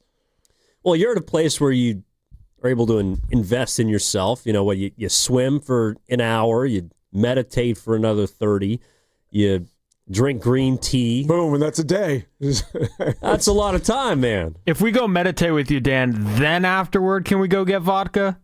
Sure. I thought it was tequila. Oh, that's right, tequila. Yeah, usually they don't go hand in hand. I hope you didn't swim today, because I walked outside this morning and it was like cold. It was like walking into the Costco freezer. Well, it's that time of the year where the air temperature is colder than the water. So actually, you go into the water, you don't get warm in the water, but the water temperature is warmer than that of the air temperature. The air temperature when I went in this morning was in the high 40s. Let's say 48. It's probably in the city right now. It's probably low 50s. And the water temperature is about 56, I want to say. So it was about 48 air temperature in the water in the bay. It was about 56, 57. So how come when it's 56 or 57 degrees, I feel like I am going to get hypothermia after 7 minutes? I mean, it's freaking cold.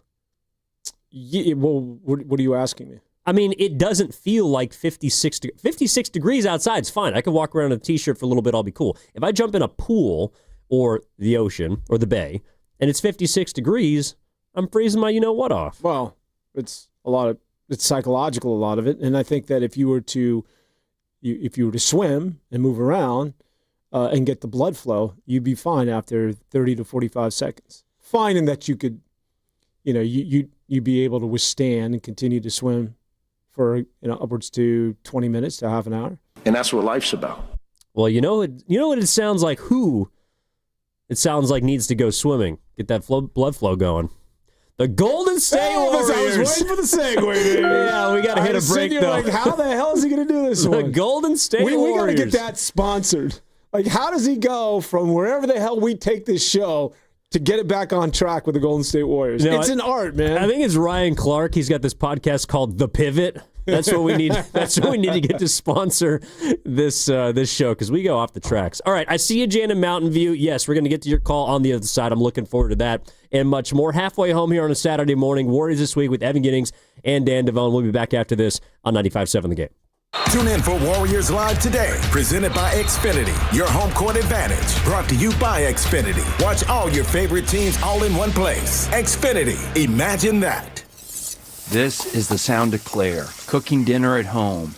And that's the sound of a fraud alert from Wells Fargo, flagging a charge for a pricey restaurant in Paris. Considering Claire isn't in Paris right now, that seemed odd to the bank and to Claire. 2 taps later, Claire says nope to the charge, and Wells Fargo is on the case.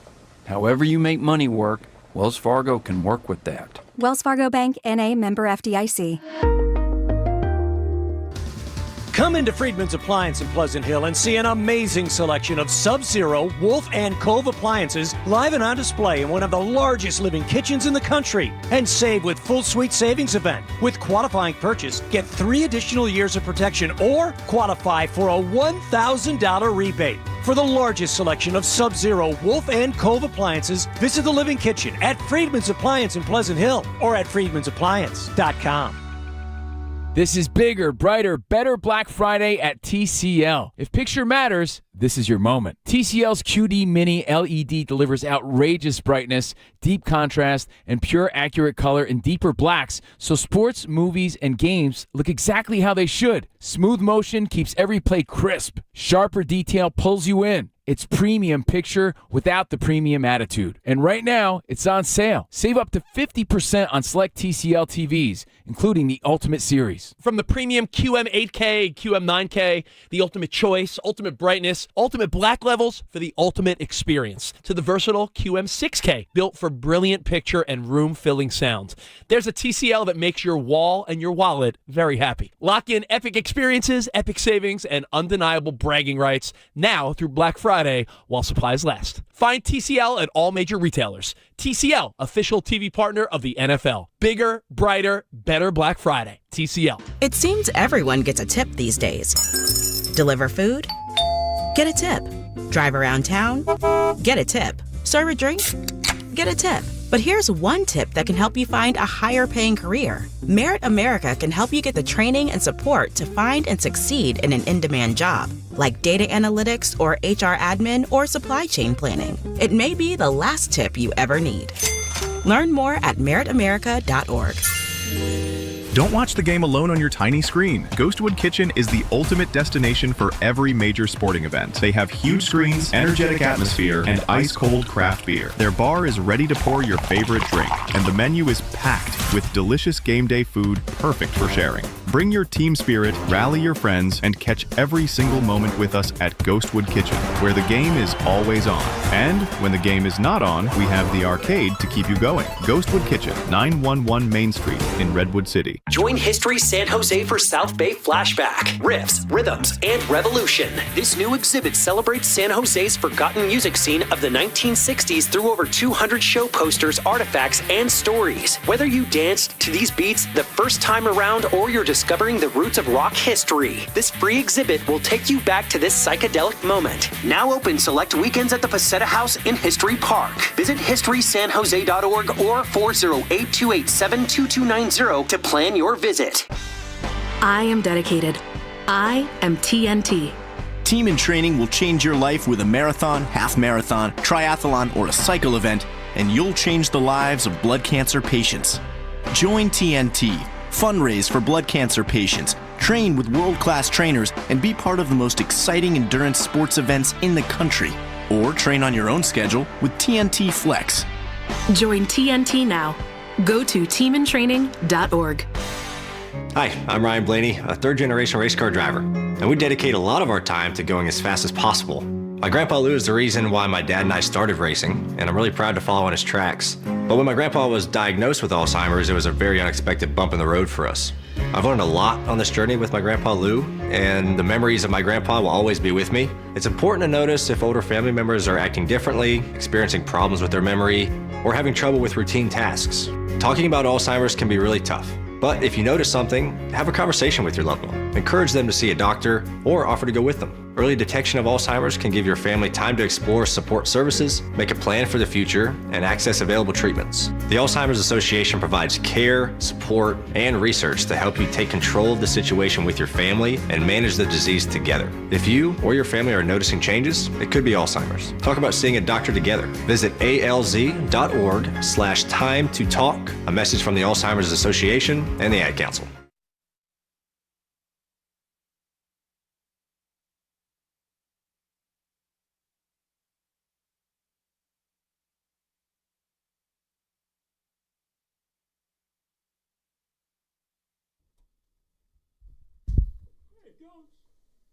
Now back to 95.7 The Game.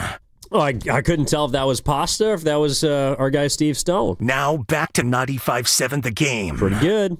I think you mean Steve Scott. So Steve Scott's now the PA announcer for the Golden State Warriors. Oh, okay. Steve Stone was a former baseball player, former Cy Young Award winner, and then also a broadcaster for many, many years for the Chicago Cubs. Do you know what Steve Stone is like kind of famous for? What's that? He gave up the only career home run to one Dwayne Kuiper. Oh, that is way to bring it back home, Pasta. That's a good call. He also, I think he does stuff with the White Sox now, because him and Hawk Harrelson were a great tandem.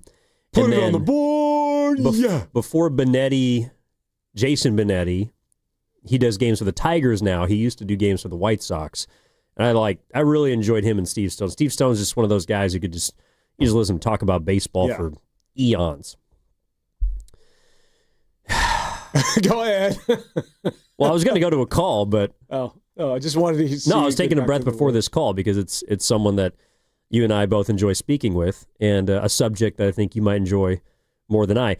888-957-9570 is the number. Evan Giddings and Dan DeBone with you on Warriors this week. Let's go out to Jan, who's in Mountain View. Jan, lead us off. How you doing this morning? Good morning. I'm doing fine. I want to point out that the Warriors need to get back to playing TJD. I mean, last year, if you remember, in the beginning when they went on that, I believe that 14 and some odd run, Draymond would use him around the rim to take lobs, and he also is a good shot block, party. And, Quentin Post, he's okay, but he likes to go for threes. And he's, I just think that they don't use him as much, TJD, and he's got more energy, and they've only played him when it's garbage time or if the veterans are out or something. And I think they need to incorporate him more and get back to that. I mean, they need more help around the rim, and they refuse to go after a big. And I know when they had Andre, but the guy in the very beginning to help them win that championship that they traded for. I'm sorry? Andrew Bogut. Yes. I mean, that's what they're missing. And they're older, they're slower. They need somebody to, energize and get that, game back on cue. And I believe that would be a start if they would just incorporate it. What do you think? Appreciate the call, Jan. I'll give you the floor, Dano. I have never agreed with the callers more than I have today. Oh, everybody is just, even Jan. Way to go, Jan. She's right. Everything. I mean, there's nothing to add. You know what? Except for Pasta doing his version of what it is we just heard. We'll get to that in just a bit. Oh, heck yeah. You know what? Trace Jackson Davis, why not? Oh, heck yeah. Well, let me ask Come you on this. down. This might be a better way to address it. What is it that you don't like about him? I don't like that he's a 6'9" center. Yes, but okay. Again, they are literally undersized at every single position. Even their centers are small or play small. Granted, but at 6'9", first of all, he's one of the tallest players on the team. Now, yes, I know. It shouldn't be that way. But here's the upside. Everything she just laid out is right. I don't understand why he doesn't play more. He is the one guy that's springy when you think about a front line. He's a one guy that has young legs, that is actually a little athletic and can, when you ever see the Warriors break, and if it's the ball's in the hands of Moody or Steph or whoever's leading a break on a turnover, and TJD's on the floor, he's always busting tail and filling a lane because he's young and he can get up and down the floor. And you always notice him around the rim. And she's right. Draymond loves to, whether it's going back to the days of JaVale McGee, he loves to feed people in that dunker spot. And there's nobody that plays that role aside from TJD. And almost immediately he has that sort of impact. You can feel his presence. He is a tremendous help defender as far as blocking shots. You can just sense that there's energy on the floor for somebody who is on the front court out of the Golden State Warriors, that when he's not there, that is clearly lacking. Now, is he limited? Yes, he can't step outside and do anything really from the perimeter. But there is, at least on this iteration of the Golden State Warriors, there is, to me, clearly a role for TJD. And the fact that he doesn't play, I think, just gets back to Steve Kerr, like, well, I have a certain style, and Al Horford fits better in terms of what it is that we're trying to do. I think he's hanging on to something that is no longer relevant. Well, now Al Horford's hurt because he's got sciatica. Which Thank you. Well, so even then, it's hard. He's too old. He is. It's hard for him to get on the floor. The only way that he's getting in the game is if Quentin Post continues to not be able to hit water when he falls out of a boat. I think Trace Jackson Davis he's fine, but I mean, you're talking about him like he's Moses Malone. No. Come on, wait a minute. I'm just saying he's got skill and he can grab all these rebounds. And it's like he turns the ball over more than Curry does. What is it that I just said? This iteration of the Warriors, meaning this front line, if this is who I have to pick and choose from, I'm using much more TJD than that of what Steve Kerr is. Do I think that if I'm building a team from scratch, I want TJD as my centerpiece if I can pick from anybody in the NBA? No. I recognize his limitations.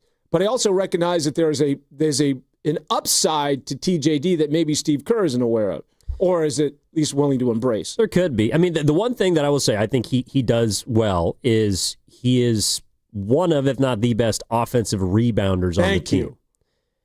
They don't have anybody that can grab an offensive rebound, which was kind of Kevon Looney's specialty. But that's is he playing tonight, by the way? That's about it. Loon? Yeah. I don't know. What about our guy JP? JP is out. Let me check the injury report though. Do you think Loon gets a standing ovation? Sure, why not? Poole didn't. Wow. GP2 is questionable. No, actually he's probable. Talking about Looney. Oh. Can you give us a little Jan for just one second? Looney's playing. Poole's out. Well, I think that Kevon Looney is a great player. I don't want to make Jan mad. Jan's one of our best callers. Jan's awesome. great. She's a great sports fan. Get off, Jan. Herbert Jones is out. Jordan Hawkins is out. Trey Murphy's questionable. DeJounte Murray's out. Jordan Poole's out for the Pelicans tonight. Horford's out, sciatica. Curry's out, quad. Melton still remains out. GP2's probable Kaminga is questionable. He might have the oldest man injury of the bunch. He's got tendonitis in both of his knees. This sounds like a good opportunity for you Warrior fans to actually, you might get a ticket at a decent price tonight. Dude, the tickets for Wednesday, and I understand they're trying to make the cut more than it is, and they're giving away these shirts to every single person who's there, and the court's different, and it's all done up. I don't know, maybe it was because it was a day before Thanksgiving, but tickets to a Kevin Durant-less Houston Rockets game should not be $250. Sitting where? With God. Really? Upper bowl? Oh, no. I mean, because I was thinking about trying to take the folks, and it's just, man, it is a brutal time right now. I completely understand why people are, not the most enthralled with getting out to a game, especially when you're not sure what kind of effort you're going to get. Do you want me to make a call or shoot an email out to? Well, I can get tickets, but I can help you. I can hook you up. Can you hook? You know what? You know what's coming up this year is the Super Bowl in San Francisco. I need you once again to get us into a good party. Well, Can that I give one you the we mission actually right now? What? The one party that I used to go to every year, for whatever reason, because maybe I haven't been in like 5 years. The Jerry Maguire party? They took me off the list. Is the Lee Steinberg party. Yeah, that's the guy. I want to go. I used to go to that every single year, and then I stopped, and then they took my name off the list. And it's one of the, because you know why I like it? It's in the afternoon. And he always picks a really cool location. One year he had it at the San Diego Zoo. Speaking of John Rocker, we were talking about John Rocker at the break. I was having beers with John Rocker watching like a lion fornicate. It was random. At the San Diego Zoo at Lee Steinberg's San Diego Zoo, Lee Steinberg rented out the zoo. And so there was like all these bars all over the place, and it was pretty wild. So he's having his party this year. I need you to find out where and get us 2 tickets. I might actually know someone. So I was at Sam's last week, and there's people that come in all the time. So this one woman used to work in kind of the agency business. She was telling the story about Lee Steinberg because I always thought that the Jerry Maguire movie was sort of based around. It was. Well, some of it is. A lot of it's embellished, and obviously it's fictional. But yeah, that agent was kind of based on some of the stories that the writer had heard about particular sports agents, and Lee Steinberg was one of them. So the classic scene where Cuba Gooding Jr.'s character... He makes a cameo, doesn't he, Lee Steinberg, in the movie? He does. Yeah. But there's the one scene, the show me the money scene, right? Where he's screaming, show me the money, Jerry. Say it with, show me the money. Yeah. That is based, in truth, on a story that the writer had heard about Lee Steinberg. And the line, show me the money, like the whole conversation between the two guys and the diva wide receiver and the agent, all that's a little bit done up. But they based the whole scene around that one line, show me the money, which was from a real athlete to his agent that the writer had heard about. Yes. That's awesome. Just like they had basically asked him, where do you want to go? What do you want to do? And I forget which player it was. The woman who I was speaking with told me, but I forget. And the athlete just goes, I want to go wherever they show me the money. And so they wrote that scene based around the one line, show me the money. Well, the rival agent in that movie, there's Jerry Maguire is one of the agents, Tom Cruise, and the other rival agent in the agency is played by a guy by the name of Jay Moore, who's a comedian. You know Jay Moore? You know who Jay Moore is married to right now? Demi Moore? No. He's married to Jenny Buss. Oh. Yes. The last Buss remaining? Yeah, Jenny Buss is married to Jay Moore, the guy from Jerry Maguire. That's pretty cool. Wow. He almost said Jenna Bush. I was wondering where you were going with that one. No. All right. By the way, speaking of we're movies, talking about size. Traffic. I just want to throw that out there. I happened to see a movie from way back in, what was that, the early 2000s with, have you guys seen Traffic? Is that with Del Toro? Yeah. Benicio Del Toro. Yeah. Really well done, man. Well, that guy's been in a lot of really good films. He's a UCLA guy. He went to UCLA? Didn't go to UCLA, but he hung out in Southern California and was frequently, I think he went to the UCLA, had like a film school or something like that. He didn't do his undergrad there. Yeah, he grew up in Puerto Rico. Well, I know that he's been a lot of my favorites recently. Like the Sicario series was awesome. The first one better than the second, but just magnificent. And then he was in the recent film that I adopted for Halloween, and that was One Battle After Another. Did you see that one? Oh, yes. With DiCaprio. Yeah, wow. Sensei. Really, really well done. Good job, man. No, he was awesome in that film. And I was actually talking He's an interesting guy. I don't know if you've ever heard him or just listen to his interviews. He's been through some stuff, man. Yeah. But the character was so interesting, the way that they wrote. For those who haven't seen it, it's about a revolutionary played by DiCaprio, kind of a retired revolutionary who's incredibly paranoid. And then Benicio del Toro plays this. He's the owner of a dojo, but he also houses illegal immigrants, and him and his wife kind of get them on on about their lives, and they have this kind of little commune that's supposed to be away from Border Patrol and all the rest. And so during the movie, there's a raid, and he's the most calm person in the entire movie. And I was reading something that, like, the way that Paul Thomas Anderson wrote the script was kind of juxtaposing the approaches of those that actually have to, on a daily basis, deal with immigration, ICE, people cracking down on them every single day, and how they're the ones that are actually the most calm about all this.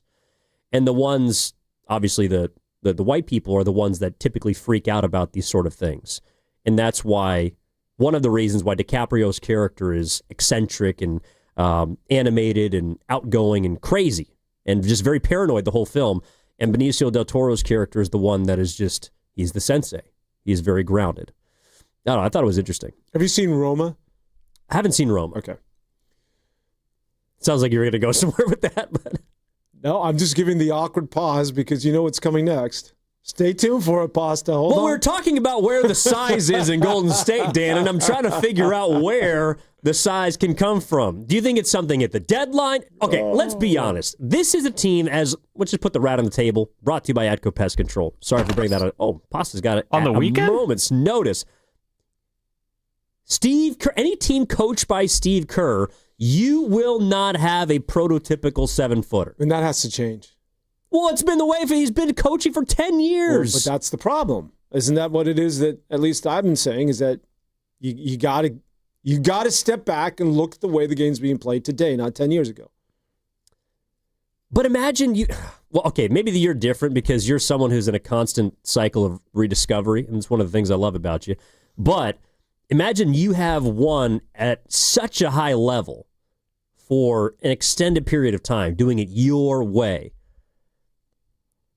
I feel like it's got to be really hard. Not an excuse, but it's got to be really hard to then suddenly flip-flop and do almost a 180 based on how you've been so successful. I've got one name for you. Who? It's just going to be an absolute left hook that you didn't see. That's going to send you down for the 8 count. Well, Trace Jackson-Davis is left-handed. And I need you to put this together because I'm just going to give you the name. J.J. Redick. I'm going to give you the name. It's not even in the NBA, and you're going to be able to put 2 and 2 together. Andy Reid. Actually, that's not a left hook. Because I got a counter shot coming. Yeah, when you give him the greatest quarterback of the day in the generation. Doesn't matter. He did things one way in Philadelphia, and then he inherited this quarterback and learned to do it an entirely different way. So you have to reinvent yourself.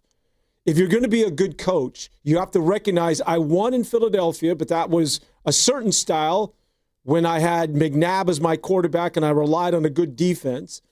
But now I'm going to Kansas City, and I'm going to go from a conservative approach in Philadelphia with the Eagles, then now I'm just going to go Big Ten. And I'm just going to open this thing up, and I'm going to learn how to play football in an entirely different way that's actually a little bit ahead of the curve. You have to have the ability to adapt.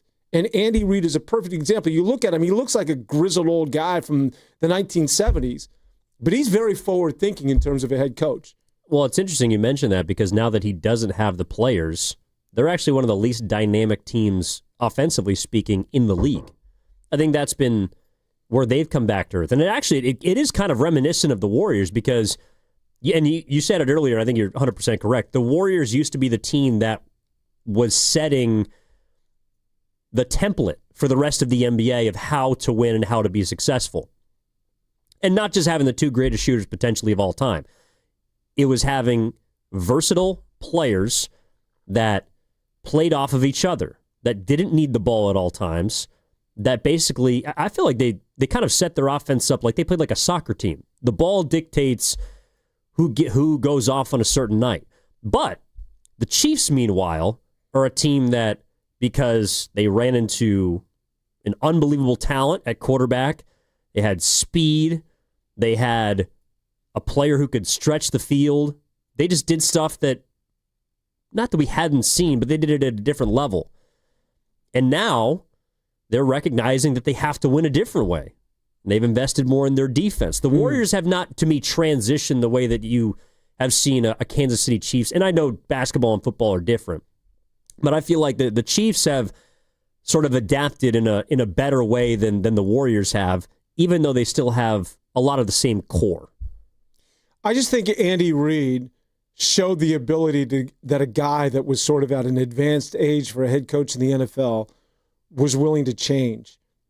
And change the way he was successful as a head coach at one institution and then go to Kansas City and do it a completely different way. Look at Chip Kelly. Chip Kelly is a one-trick pony. Chip Kelly's unemployed. Exactly. Because he thinks that what he did when he had success at Oregon was going to translate. Speaking of Philadelphia, I think that's where he went, right, from Oregon. He thought that it was just going to translate everywhere he went. And it hasn't worked, aside from maybe a year or two in Philly. It hasn't worked since. And you have to continually reinvent yourself and recognize, that the game changes. Well, the game does change, but you also need talent. I mean, if you just look at the Warriors compared to, and I realize the Houston Rockets have size, the team they just lost to, but like I'm watching Reed Shepherd on one side, and I'm watching Brandon Pajemski on the other side. And these two are just not the same as far as talent is concerned. Pajemski's he's fine. He's a player that's probably going to be around for a while because he does a lot of different things. But he does not have the potential that Reed Shepherd does. He just doesn't. He can't get to his spot when he wants. He doesn't have the confidence, I think, at all times. Well, maybe he does, but he just can't rise up and get a shot. And sometimes he looks like a cone defensively. He plays well off of others. Reed Shepherd, and I'm not saying he's the guy who will always score 31 points because that was a career high for him, but he's a guy that's gone from a player who last season when they had Van Vliet could not get on the floor to a player now who's averaging nearly 15 points per game for them. Well, he was a rookie last year. No, I know, but Pods played more than Reed Shepherd did his rookie season. I got you. In fact, he was a starter by the end of the year. I guess the best way to answer that is Reed Shepherd went number 3 overall, and there's a big difference from 3 to 17. Well, that's my point, though, is that the Warriors, as much as you can go after Kerr's system, and I'm somewhat in agreement with you, you can go after his system, you can talk about what he doesn't value as a coach and all that, but this team does not have a ton of talent on it. I mean, I think that's why they went out and traded for Jimmy Butler, is because, and it's hard to get young talent, but the talent that they've drafted either has not developed because they haven't done a good enough job, or the players themselves maybe just didn't have it. I hear you on the talent part, because at the end of the day, you're as good as the guys on the floor. But there's also the stylistic differences, and that's sort of my point, is that he's still trying to play a certain style that I think is a bit outdated. And the fact that, again, it just speaks volumes when the one big he coveted was Al Horford at age 40. You're never going to let that go. He's 39. He's not 40 yet? I don't think so. When's the last time you heard 2 NBA players get sciatica? In the same season? And it just happens to be 2 guys who happen to be the 2 oldest in the NBA. Well, Brook Lopez doesn't have sciatica yet. Well, he's not playing anymore. Chris Paul doesn't have sciatica. By the way, he's just retiring. He's retiring, and we need to recognize and throw some love his way, man. You want to do it on the other side? You got to hit a break here. All right. We got 2 minutes. All right. Floor is yours. It's another good movie I recently saw. What, the floor is yours? You know what else was in that movie, Traffic? Is Don Cheadle, a very underrated... was that the one he won an Oscar for? Yeah. No, I think that was... Hotel Rwanda? Yeah. He was good in Traffic, though. He played the clarinet with a buddy of mine in high school in Denver. What? Yeah. He was a musician. Well, now he's a Marvel star. Yeah. So are you familiar with the movie Traffic? Do you know what I'm talking about? Okay. It's been a while. All right.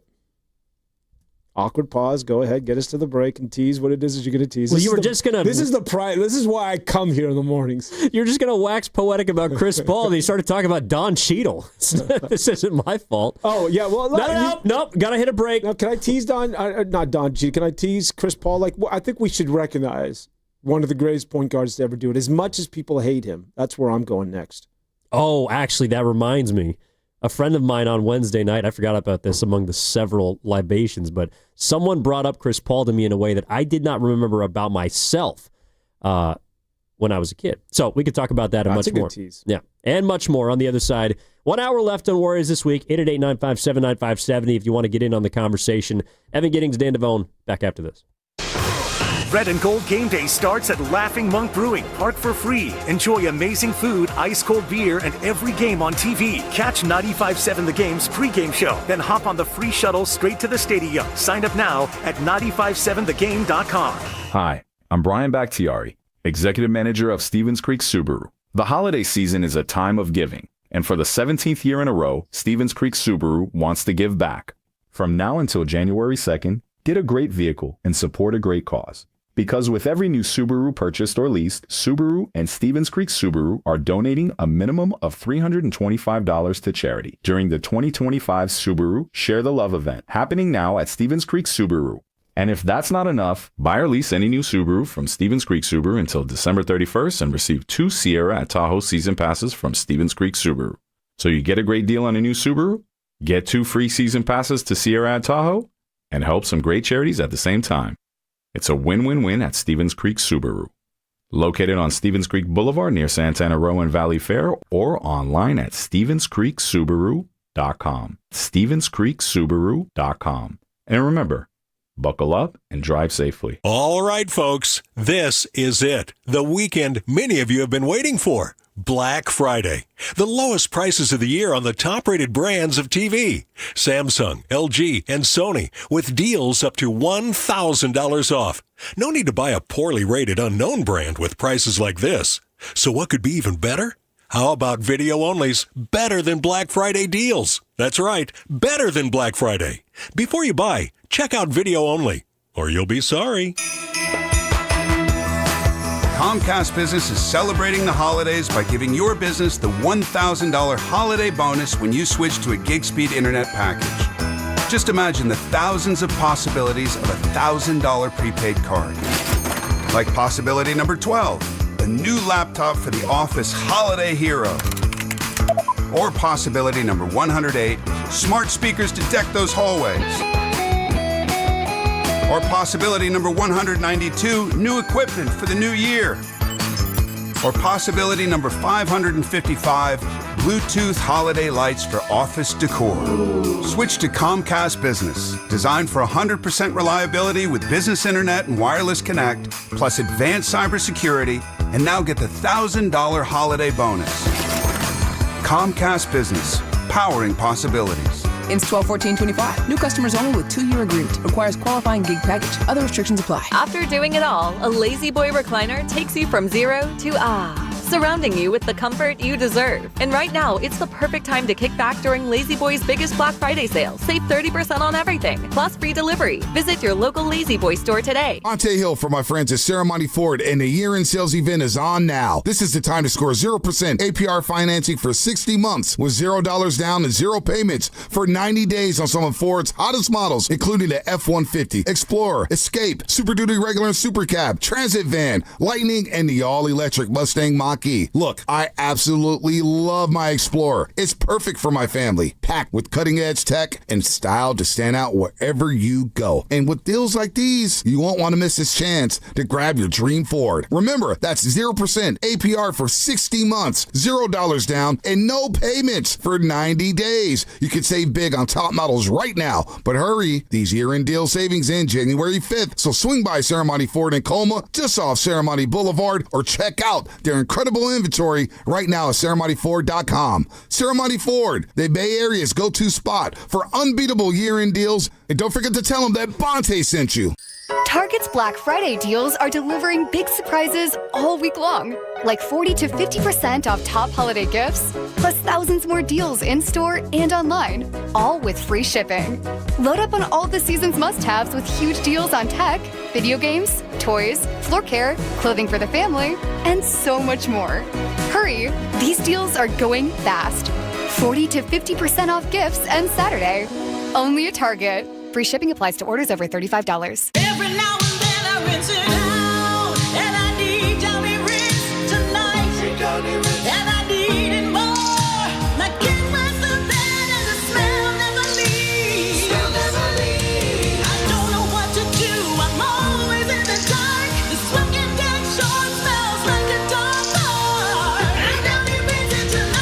Rinse fights stubborn odors in just one wash.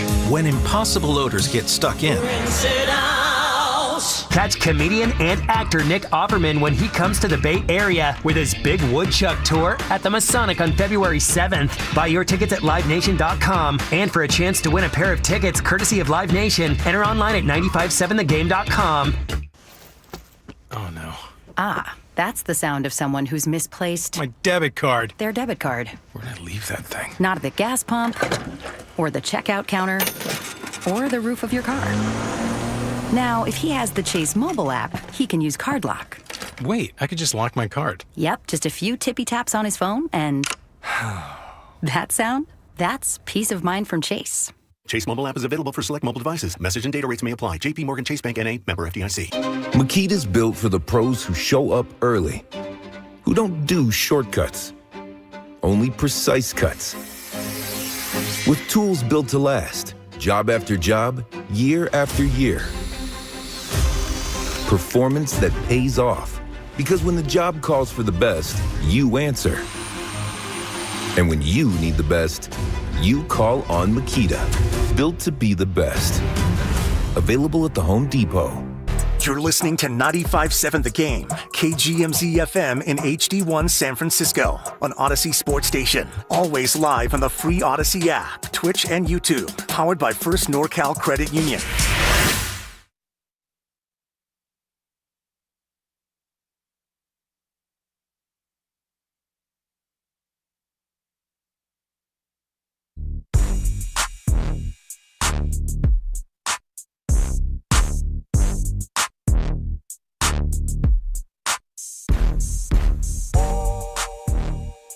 Now back to Warriors This Week on 95.7 The Game.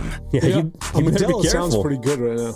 Another reason I just love that movie, one battle after another. Every single time Benicio del Toro's character hopped on the screen, he would provide a Modelo to Bob, the other main character, the How much protagonist. of that is just marketing?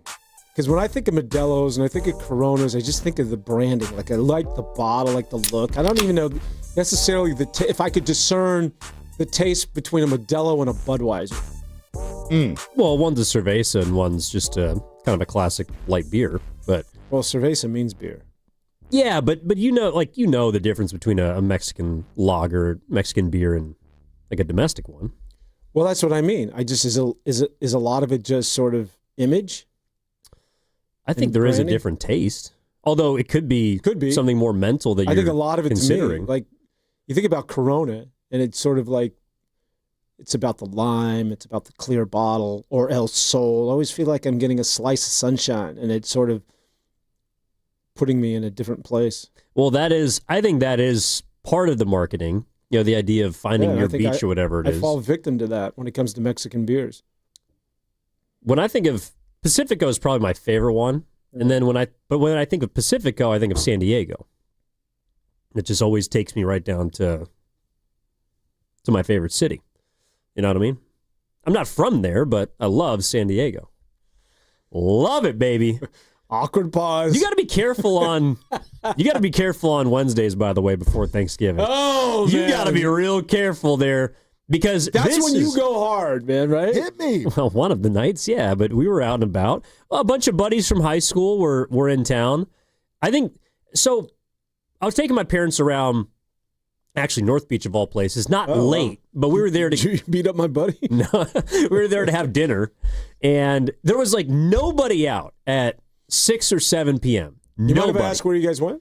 So, well, we were originally going to go to Chinatown to get some Chinese food, but my dad didn't want to do that, so we were kind of popping around. We ended up going to Original Joe's. Oh, awesome. Good call. Yeah, so I figured that'd be, a little slice of SF. But beforehand, while we're waiting, because it was pretty... This is the Wednesday.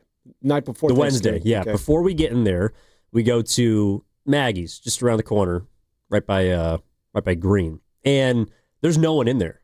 And we're talking to this bartender, and he's kind of an older guy. He said So he was that's up 60. the hill on Grant, I think. Yeah. Where you were. Yeah, right around the corner. So we're talking to this bartender. He's about 60, and there's no one else in the bar. I'm just thinking, wow, this place is in 3 hours. This place is going to be absolutely slammed. So we're talking to him. And I go, dude, you're working tonight? And he goes, no. I'm just about to get off. I'm done at 7. He said, there's one night from all my years of bartending, I told my boss I will not work that night. And it is the Wednesday before Thanksgiving because all the pastas who come back from college or maybe they're back home visiting, they got their first job, they're doing whatever. They all congregate at these staple institutions and just get absolutely hammered. Yeah. So, anyways, me and a bunch of high school buddies, we were out in Dogpatch near Chase Center, and one guy walks up to me, and we're talking about the Warriors because they'd been watching the game and they were drinking and they were pissed off. They lost to the Rockets and all this stuff. And one guy goes, "Hey, you don't actually think it's Steph's fault, right? You can't blame Curry." I go, "Why not? He had 7 turnovers. He was 4 for 13, and they lost by 4 points. He didn't play well tonight. I can't say that." And he goes, "Oh man, you're just a hater." And he goes, "Hey Pete, my other buddy, is he always like this?" And Pete goes, "His favorite point guard growing up was Chris Paul." Of course he doesn't care. Which brings me to you and your tease from the previous segment. I did used to love Chris Paul when he was on the Hornets, the New Orleans Hornets. He was my favorite player to watch. I think he always has been. He is who he is. And I know he rubs a lot of people the wrong way, and I think the reason why he rubs the people the wrong way, he is we always throw this around, but I do think he's the ultimate competitor. I really do. I think he's always about making the right play and winning. And if you're not on board with that, then he's going to get loud and vocal. And maybe I think if he could revisit or if he was to look back on his career in retrospect, maybe that's the one thing he could have handled a little bit differently, especially in Los Angeles where it got really toxic, I think, in that locker room. But I think it's the fact that he would call you out. But his focus was always about winning. He was one of the ultimate competitors, not to mention physically what it is that he did in terms of back in the day, him shooting and distributing. I mean, Chris Paul is one of the, if I was to go top point guards of all time, he's clearly top 5. He's definitely up there. Yeah, I mean, you think about Steph. Magic. Well, is Steph typically, is he a 1? Yeah, point guard. I mean, I don't know. You could put him in either category, 1 or 2, but I think most people would call him a point just because of his size. Zeke and Stockton. So that's 4 right there. I think and then Oscar Robertson might have been a point. Kidd. GP. I'm just saying they're not better than. I don't think they're better than Chris Paul. The last 2 you mentioned. I think you could debate for any of these guys. To me, who's also got him in the conversation would be Nash. Nash for sure. Steve Nash was really good. So that's 7 or 8 guards right there, point guards, and from then I think it just comes down to the choice. For the older generation, Oscar Robertson, if you want to go there, Tiny Archibald. There's probably a lot of guys I'm omitting, but yeah, Chris Paul's one of the greats, man. And he's also, I know he comes off as this kind of cocky guy who acts like he's the smartest dude in every room that he walks into, which in basketball circles he probably is. But he was also the president of the Players Union for a really long time. And by the way, after he left, you saw what kind of deal C.J. McCollum leaned into for the league. So maybe you wanted Chris Paul to hang on for a couple more years. But I think he's just a good dude. I think for the most part. I mean, the story that always stuck with me about Chris Paul was the story from his high school years when his grandfather passed away. I think his grandfather got murdered. So he passed away when he was 61 years old. And Chris Paul, who's from North Carolina, went to Wake Forest, scored 61 points in a high school game for his grandfather. Wow. And at the free throw, in the waning moments, and they're up by a bunch of points, he dives to the lane, gets fouled, lays the ball in to score 61 points. So he's got a free throw coming up. Airballed the free throw.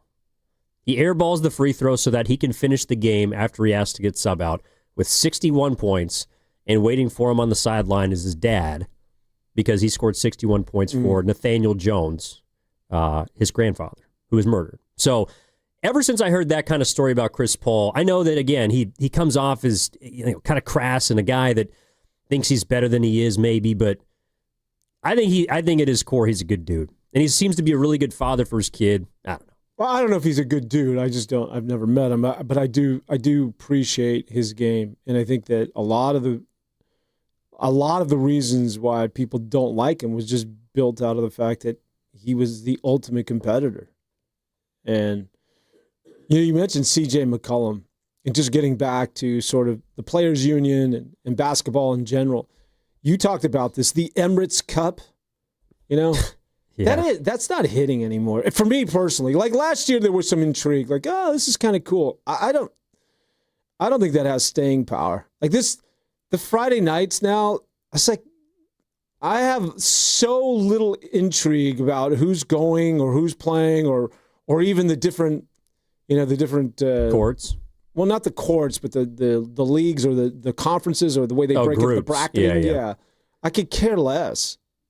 And I can care less as to who wins that thing. It's just maybe it's because the Warriors aren't, they're not going to that thing, or they're not advancing. It's just there's so little interest, and I think that's sort of palpable. I get a sense that the NBA, including the players, I remember Draymond Green last year after they won a game against OKC on a Friday night, just extolling like, "Whoa, this is a great idea," And Silver's done it again.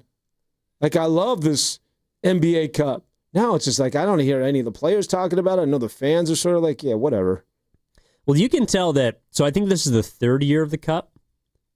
You can tell the players have been conditioned a little more to, it's not sell it, but to be more supporting of just playing in it. Like, I was listening to last night, every single guy that gets interviewed after these games, there's like an obligatory one question about, hey, the fans, the Cup, and you guys are moving on. How excited are you? Yada, yada, yada. And Jalen Brunson goes, yeah, I mean, anytime you can play for something, you want to play for it. But you can tell he doesn't give a damn. They asked Austin Reeves about it after they beat, forget who they beat last night. But anyways, he's talking with the Prime crew. Oh, Dallas. They beat Dallas. Luka beat his old team. And Reeves is asked about the Cup, and he says, well, it's important for a lot of these young guys because there's some money on the line, and anytime we could help out our teammates and get those guys paid, we want to do it. But it's not about the Cup. Like, it's not about, they're trying to adopt this European type of deal where they do it in soccer, right? They have all these built-in tournaments and within the actual leagues that they play season long. But it does not have the same aesthetic. It doesn't have the same meaning because it's all just for money. Everyone knows what it's about. It's about getting the Emirates brand a part of the NBA so they can sell it and get more money. And it just seems hollow. And in fact, if you do not make it out of your group stage, it's almost like you're benefited by not having to play tougher games because those games will then get replaced with a weaker opponent. The Warriors, I don't want them to make it to beyond the group stage. They're not a good team right now. I would prefer that they don't have to play another game against the Denver Nuggets or I forget who else is in that group. Minnesota, somebody good because they're not going to win. I'd rather have them play Utah or someone else, New Orleans, like tonight. I don't know if they'll get those games replaced, but you catch my drift. There's no benefit to actually going deep in this thing. Yeah, I think it was done it's not only the money, but I do believe that Adam Silver felt as though there was sort of a drop-off as far as the interest of this time of the year in the NBA and basketball because you're up against, obviously, you're right into the meat of the NFL football season and college football season, and there just seemed to be, comparatively speaking, sort of this overall disinterest in the NBA. And, I think that this was sort of this gimmick that would captivate and create a level of intensity and interest, not only on the part of the players, but certainly the fans as well. Who's covering, by the way, the Emirates? Who has like the television contract for that? I don't know. I mean, one of these 4 subscription services. My guess would be NBC. Oh, who cares? Yeah, I mean, I don't know. So NBC or Prime. I don't know. It's been ESPN. I don't know. I think that the goal of it, I understand the intention. I think Silver with, and it's kind of the Warriors' fault, with how much of a joke they made the regular season look like for, I would say, the last 10 years. Because really they could just cruise and then it's the Warriors Invitational, whoever they play in the NBA Finals. And then once it turned, players still, at the beginning of the 2020s, out of COVID, still didn't really take the regular season seriously, load manage, all the rest. They're trying to build some sort of urgency into the early stages of the year, which is great in theory. And you're trying to make games that fans are attending seem like they're more important than the players clearly are treating them, because they're either sitting out, maybe they're hurt. The level of play to me, even from the best teams, sometimes is inconsistent. The only team that it feels like takes every game seriously and has the ability to grab the reins is Oklahoma City. But the cup just, I mean, Joe Lacob said he didn't really care about it. Is OKC winning 74 games this year? I think they can. Absolutely. If they want to. I mean, that's how good they are. Why wouldn't you want to? Because you saw what it did to the Warriors? I know, but you still got to do it. If you have a chance to be that team, yeah, you got to do it. I think so, too. And I think they can. I mean, they are by far and away the best team in the league. I don't think it's like, who do you think is the second best team in the league? Denver? Nuggets?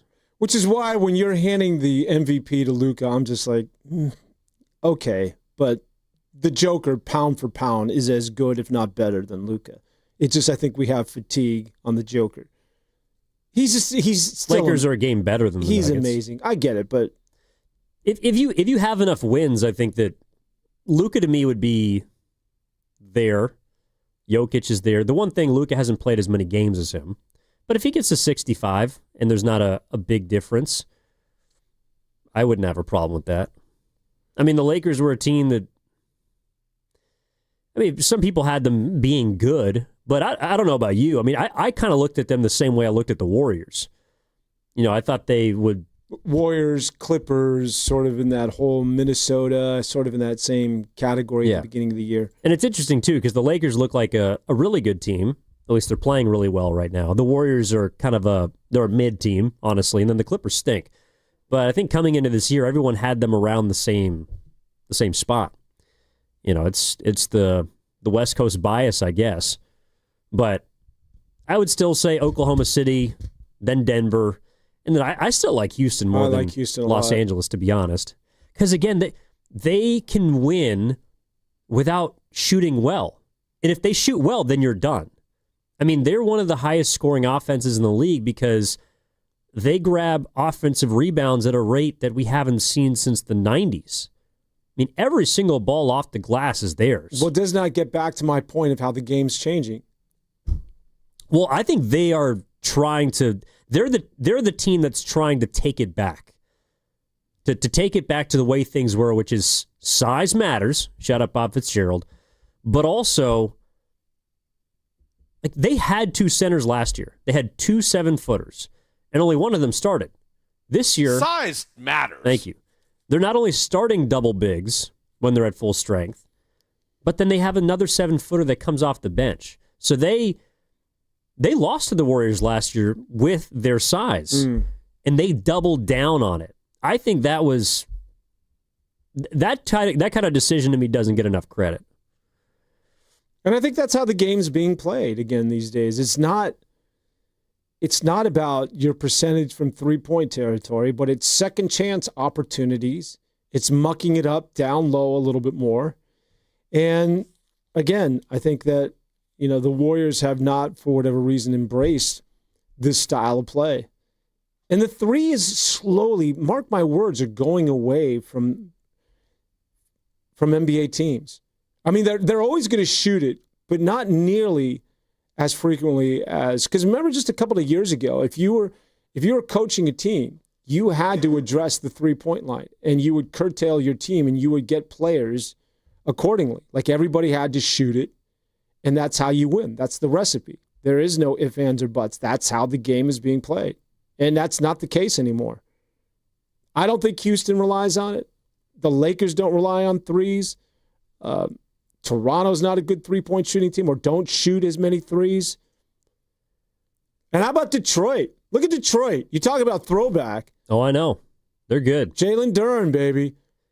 He's the real Wiseman. He went to Memphis. But Jaden Ivey's coming back. I mean, but that's a team that does not shoot threes very well. They also have positional size. I mean, it's not just the 7-footer who helps them play as physical as Cade Cunningham is 6'8". He's their point guard.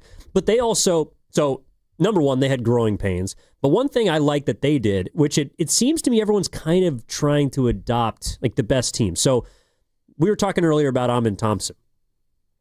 And Amin Thompson, 6'7", and he's not a prototypical point guard, right? But by the way, I have to defend myself when it came to Amin Thompson and Jonathan Kaminga, but go ahead.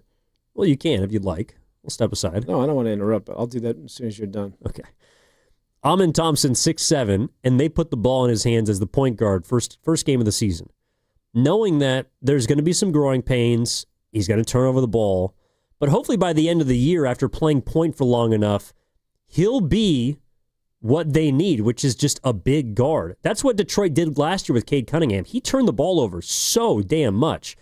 But now you see this season, he's able to handle point guard duties. I think that's what Jason Kidd is trying to do with Cooper Flagg. He's just throwing him to the wolves and saying, you're going to play this position and learn by losing or learn by failing, so that when our team is ready to compete, like you see the Rockets are now, like you see really the Pistons are now, that you can give us such an advantage by just being a bigger point guard, because it also helps you on the other end of the floor too, where you don't have to have a dude who's 6'2". Anyways, continue. So Amin Thompson, one of the callers said, yeah, Dan, Jonathan Kaminga is so much further along, or I'm sorry, the Thompson twins are so much further along than that of Jonathan Kaminga. I never at any point did I compare the two. I don't know where that came from. I never said that. No, I don't think you did. But we were talking about drafting proven talent versus wild cards. Mm-hmm. I think the Thompson twins are wild cards. But clearly what the Rockets saw, and then further Detroit. Along, clearly. Yeah, he stepped into the league more polished than Jonathan Kaminga. But here's the point that I was trying to make. And they're from the same background was my point. They played for Overtime Elite. They didn't play for a college program. Merced, California, aren't they? Where are they from? From San Leandro. San Leandro. Yeah, they're Bay Area boys. Merced is Jalen Green? He's Central Valley? Maybe. Yeah. Well, Jalen Green was also G League Ignite, right? Yeah. So here's the thing when it comes to, all I'm saying is about the Thompson twins is that there's huge upside for these guys, but they're still projects in a lot of ways. Like they haven't arrived. There's a lot of like the excitement around those guys are real, but they are far from finished products. There's a lot of things that they still have to do before they're going to be that guy. And so that's all I'm trying to underline. But that's the scary part. You know, you see what they are right now, and I think Asar is not as developed right now as Amin, but they have similar talents. I mean, Asar is, I think, a pretty damn good on-ball defender. But the point is, they haven't reached their ceiling yet, and they're still this good, particularly Amin. Kaminga, we're still waiting for him to just get to a place where then we say, what's his ceiling? You know, there's such a wide range right now, and it's hard to think about. All right, 888-957-9570 is the number. Evan Giddings and Dan Devone. One more segment after this when we're back on Warriors This Week. All right ahead on 95.7 The Game. With T-Mobile, we don't miss out on any family fiestas. Hola, mija, ¿cómo quedó el mole? It turned out great. This holiday, switch to T-Mobile and stay connected with los tuyos. Get 4 Samsung Galaxy S25 phones with no trade-in needed, plus 4 lines for just $25 per line. Visit a store at T-Mobile.com or call 1-800-T-Mobile. with 24 monthly bill credits and 4 eligible port-ins on essentials. For well-qualified customers with auto-pay plus taxes, fees, and $35 device connection charge. Credits end and balance due if you pay off early or cancel. Contact us. Finance agreement 128 gigabytes, $800 required. Not for extended international use. You must reside in the U.S. and primary usage must occur on our network. Visit T-Mobile.com. Black Friday weekend is here. Once a year, you get the lowest prices on the top-rated brands of TV. Samsung, LG, and Sony TVs at stupid prices. You don't have to buy a no-name doorbuster TV with poor picture when you can get a good one for a few dollars more. Where's the best place to shop for these top brands? At Video Only, the only place where you can get better than Black Friday deals on Samsung, LG, and Sony. Better than clubs, better than online. Before you buy, check out the deals at Video Only, because if you don't, you'll be sorry. The holiday rush starts here at your California Ford dealers. The Ford Black Friday Sell-a-thon is on. It's 4 days only of some of our best offers across the entire Ford lineup. From America's best-selling Ford F-Series trucks for 48 years, the legendary F-150 and Super Duty. The Bronco family of SUVs for those who don't wait for adventure to begin.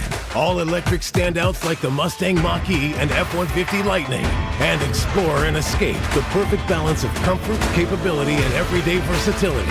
Get ready to power through whatever the season brings in a Ford. But don't wait. These Black Friday Sell-a-thon savings are here for 4 days only. The clock's ticking, the lots are moving. And these are the season's biggest savings on an incredible selection of Ford vehicles. Rush in before the Sell-a-thon and the savings are over December 1st. Get to your California Ford dealers today. Claim based on 1977 to 2024 calendar year industry reported total. It seems everyone gets a tip these days. Deliver food? Get a tip. Drive around town? Get a tip. Serve a drink? Get a tip. But here's one tip that can help you find a higher paying career. Merit America can help you get the training and support to find and succeed in an in-demand job, like data analytics or HR admin or supply chain planning. It may be the last tip you ever need. Learn more at meritamerica.org. 95.7 The Game and Great Clips have teamed up for the new basketball season. We want our listeners to look fresh with a great haircut from Great Clips. Each week, we'll pick a lucky winner to score a gift card. For a chance to win, courtesy of Great Clips, enter online at 957thegame.com. It's time for Black Friday, Dell Technologies' biggest sale of the year. Enjoy the lowest prices of the year on select PCs like the Dell 16 Plus, featuring Intel Core Ultra processors. And with built-in advanced features, it's the PC that helps you do more, faster. Plus, earn Dell rewards and enjoy many other benefits, like free shipping, price match guarantee, and expert support. They also have huge deals on accessories that pair perfectly with your Dell PC and make perfect gifts for everyone on your list. Shop now at Dell.com/deals. When it comes to affordable term life insurance, everyone's whistling the Big Lou tune. If you're over 50, maybe a bit porky, or have type 2 diabetes, $1 million of term insurance may only cost about $200 a month. Even if you're not in perfect health, call Big Lou, because he specializes in finding big chunks of affordable term life insurance for just about everyone. Don't let diabetes or other health glitches keep you from owning $500,000 to $1 million or more of term life insurance. For affordable term life insurance, call Big Lou. Don't hesitate. Call 800-700-6898, 800-700-6898, or visit biglou.com. Call Big Lou, don't hesitate. 800-700-6898. Call Big Lou, don't hesitate. 800-700-6898. Visit biglou.com. What if you could have reliable and intelligent Wi-Fi? And get this, what if you could keep it at the same price for 5 years? That's the Xfinity 5-year price guarantee. 5 years of Wi-Fi that boosts speeds to the devices that need them most. That finds and fixes problems before you even notice them. Like super intelligent Wi-Fi with a sixth sense. And that keeps you gaming in the fast lane, even when the whole family's banking on bandwidth. All your devices working in perfect harmony for 5 whole years. And here's the best part. No annual contracts, no hidden fees, and our best equipment included. Hey, let's face it, a lot can change in 5 years. Kids grow taller, dreams grow bigger. But your Wi-Fi? It would stay reliable and the price would stay put. The Xfinity 5-year price guarantee. Lock in your price and unlock the possibilities. Xfinity. Imagine that. Select plans only. Restrictions apply. We are mercy on a mission.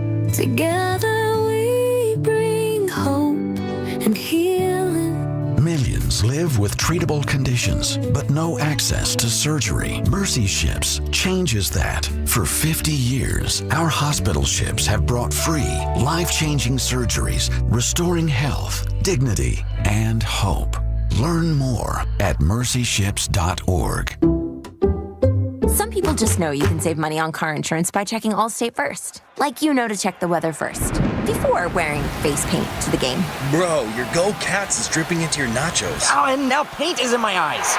Interception! Did you see that? No! Yeah, checking first is smart. So check Allstate first and see what you could save. You're in good hands with Allstate. Potential savings vary, including based on how you buy, subject to terms, conditions, and availability. Allstate North American Insurance Company and affiliates, Northbrook, Illinois. The entire Yellowstone series is now available on DVD and Blu-ray. Dive deeper into the Duttons' original story with over 19 hours of bonus content, including behind the scenes and features. For a chance to win a copy courtesy of Map 360 Collective, enter online at 957thegame.com.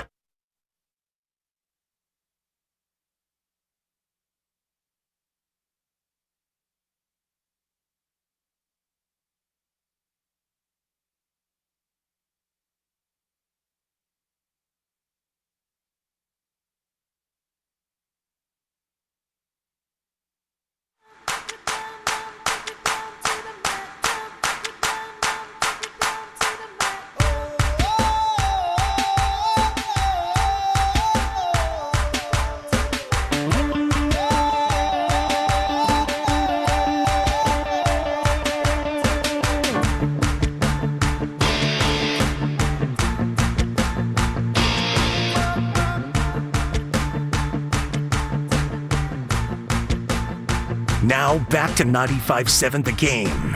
Oh, yeah. One segment left. You know, before we go any further, keep talking about the Dubs, or let's be honest, whatever the hell we want to talk about. I felt last segment was a little low energy. Like, I think we need to bounce back. Like, we were a little lethargic for whatever We reason. always finish on a high note. I got to give a shout out to the city of San Francisco. You know, I'm always wondering, Pasta was telling a story yesterday about how his mom, her sister, and his grandma, they go shopping on Black Friday. They get up at like 4 a.m. and they go down to their local mall and they get all their stuff for Christmas and they get it done early. They're back by noon. I saw a ton of people out yesterday. Right on. That were providing local business, that were stimulating our local economy, that were out and about enjoying a good time, maybe even listening to 95.7 The Game, who knows. And I'm looking out the window today, and you can see close all the way to Union Square, and there's still people out and about, which I don't feel like has been the case the last couple of years. No, and not that all roads go back to New York City, but I was reading an article about how New York was able to, thank you very much. I think the article said, and I love this line, was able to shed their skin from the pandemic faster than anybody. And they never really missed a beat when it came to sort of what it is that we're talking about in the city coming back. That obviously hasn't happened in San Francisco, especially down in the financial district, which is still continues to be somewhat of a ghost town. But you're right. There are signs. I don't know where you're at in terms of the mayor, but whoever's turning this thing around, beginning to sense something here. The worm is turning a little bit. Well, I'm of the belief that a lot of this, I think the image of San Francisco, both for people that live here and people that don't, is very much based on the cluster that we reside in right now, right? So we're on, I don't know, was it Post and Kearny? Like downtown is kind of where people look at it and say, that's how well or bad the city of San Francisco is doing. I don't abide by that because I've lived on the west side of the city. I live in the Mission. I've been all over, have friends all over. I do think that it hasn't been as bad as people have portrayed it because I don't just go within the small confines that people used to portray the city. But I will say that seeing downtown a lot more bustling this year, I don't know who's responsible for it. Maybe it's just a natural progression, coming out of now the fifth year into the sixth year after the pandemic. And it does feel like things are moving back to the way they used to be. It's palpable. No doubt. You can sense something here. By the way, just really quick before we get to the caller, as a single man, this is a good time for you just to get out there. Oh, God. No, I'm just telling you, there are a lot of available women that are shopping, that are just a good time. I got no money. You bump into somebody, there's conversations to be had. There's an energy, and everybody's in a good frame of mind, first of all, because it's the holidays. Christmas is around the corner. People are much more approachable. And to your point, you go and you just there's opportunities there that don't present themselves otherwise throughout the rest of the year. So take advantage of it. I'm worried about you. No, you don't have to be worried about me. I'll be fine. What if you bump into someone by accident and then like her papers go everywhere and it's like the movie scene where you go, "Oh, I'm sorry about that. I hope you pick them up. I'm Evan. Nice to meet you." Well, sorry, I got somewhere to be in 15 minutes, but good luck with that, and I'll see you next time. No, I'm just kidding. I would help someone if their papers were... What do you think about Kaminga? Oh, my, yeah. That really hit it off on the right note. No, why do you guys think that I don't run into people? No, I think you do. I think this is just a good opportunity because, as you mentioned, that cluster involves a lot of available females, and so they're just sort of everybody's centralized, whether it's downtown, people are shopping. It doesn't even have to be shopping. Go to a Whole Foods. There's a lot more people in line getting food because there's dinner parties. There's just opportunities there for you. See, the problem with you is that you're focused, laser focused on you and the boys going to the bar and rolling up on some young lady and dropping some lines or saying whatever it is that you're saying to bait that hook. And I'm saying, look elsewhere, young fella. It doesn't have to be, because you know what happens to a woman when she gets together with her friends? Tell me about what happens to a woman. And they put on their makeup and they're around your age group. They know that they're stepping into that arena where guys like you or your buddies are going to hit on them, or there's going to be that interaction with people of the opposite sex. So they go into that arena with their guard somewhat up or knowing that they're getting into the game. Where you need to strike is when they have the guard down. And they happen to be at the supermarket, or they happen to be on the corner waiting for a bus, or they happen to be on the bus, or they happen to be shopping at wherever it is that they're shopping. And you roll up and you start that conversation, and all of a sudden you're going to see the genuine them, and it has the chances of going a lot. You need to strike when the metal's hot. Yeah, I'll do what I can do. By the way, well, it is cuffing season for most.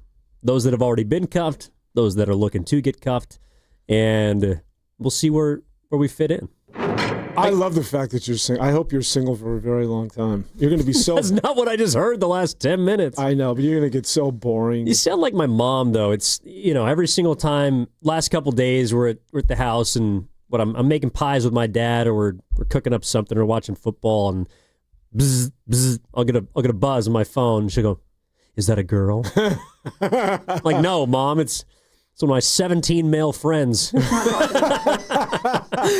One of these degenerates wants my left ear. Look at my immaculate grid. Yeah, exactly. All right. But one last thing. I mean, what does it say about the women out there? Any of you women that are listening right now? I mean, Ev's a good-looking... Women don't listen to this station. But Evan's a good-looking guy. Oh, they do. I take that back. A good-looking guy that's obviously smart. Do we need to call up Coach G again? I mean, this is a guy that's got his S together. Evan, you're rocking that shirt. I can see you've been pumping iron. You're looking good. And you got the entire future in front of you. And the fact that you can't, hook I'm not sure if that's a vote of confidence for the young women that are running around the city these days.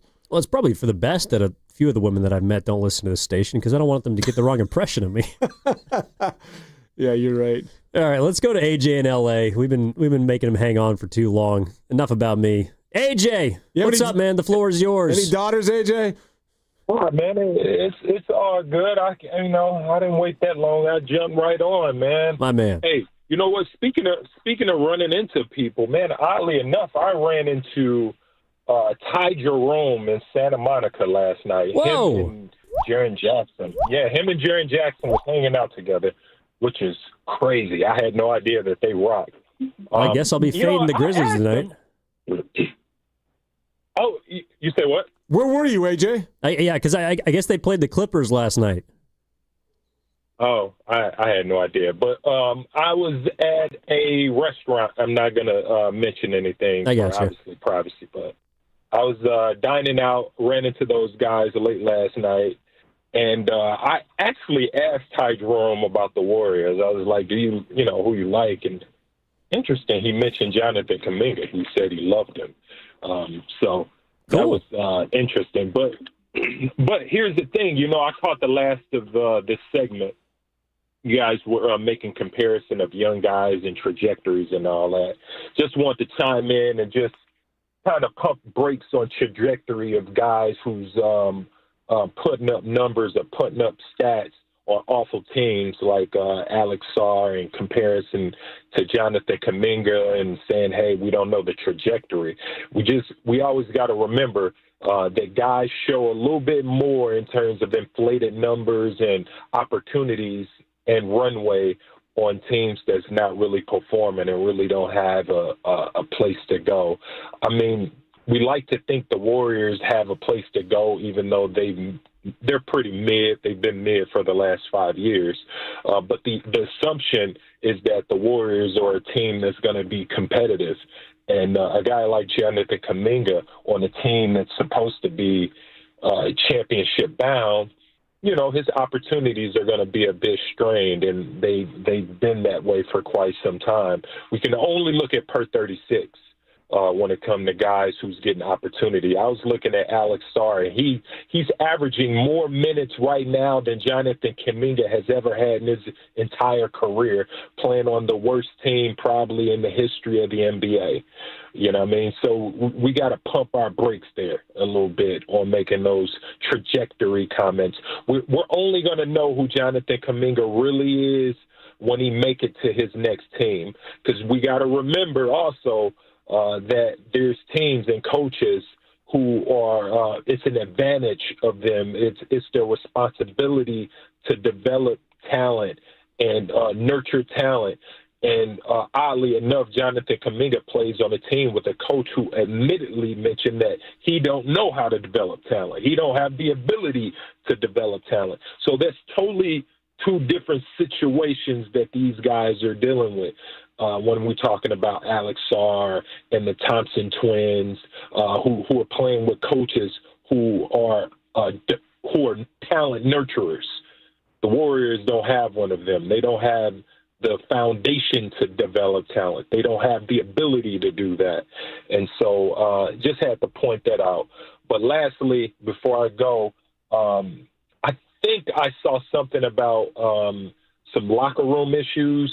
Kind of have a watch out on what's going on with this team, because it seems like Draymond Green has an opinion on how the team's going. Jimmy Butler has an opinion, and Steve Kerr has a totally different opinion than all three of them, which is weird. It seems like it's something interesting going on in that locker room, and I'd like to see what's going to happen in a few months and see what happened with this team going forward, if they're going to blow it up or if they're going to keep things together. But ciao.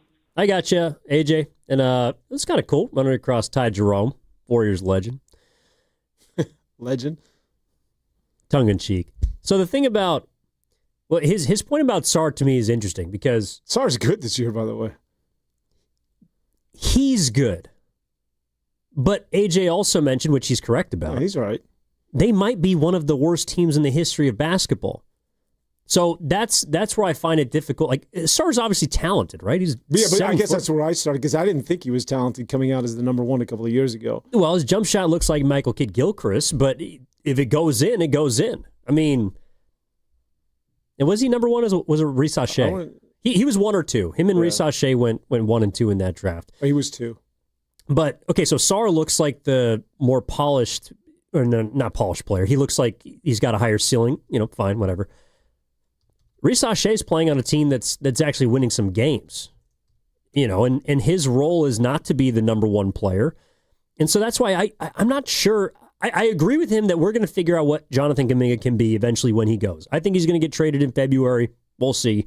I don't think he's long for the Warriors, just me. But when he goes to another locale, and if he's putting up numbers like Alex Sarr is, which I'm not sure that he can, because I think they're different players. Sarge averaging 19-9 and is averaging 2 blocks a game. He's playing 30 minutes a night. But is that really helping them win, or is he just going out and getting his numbers? I don't know. I think it's hard. That's why I do look at someone like Amin Thompson, and his path has been on a team that won 20 games, and then they won 40 games, and last year they won 50-something games, and were a 2 seed. And this year it looks like they could legitimately contend for the West. You know, that to me is where I'm looking at a guy who I'm not just projecting a trajectory of his.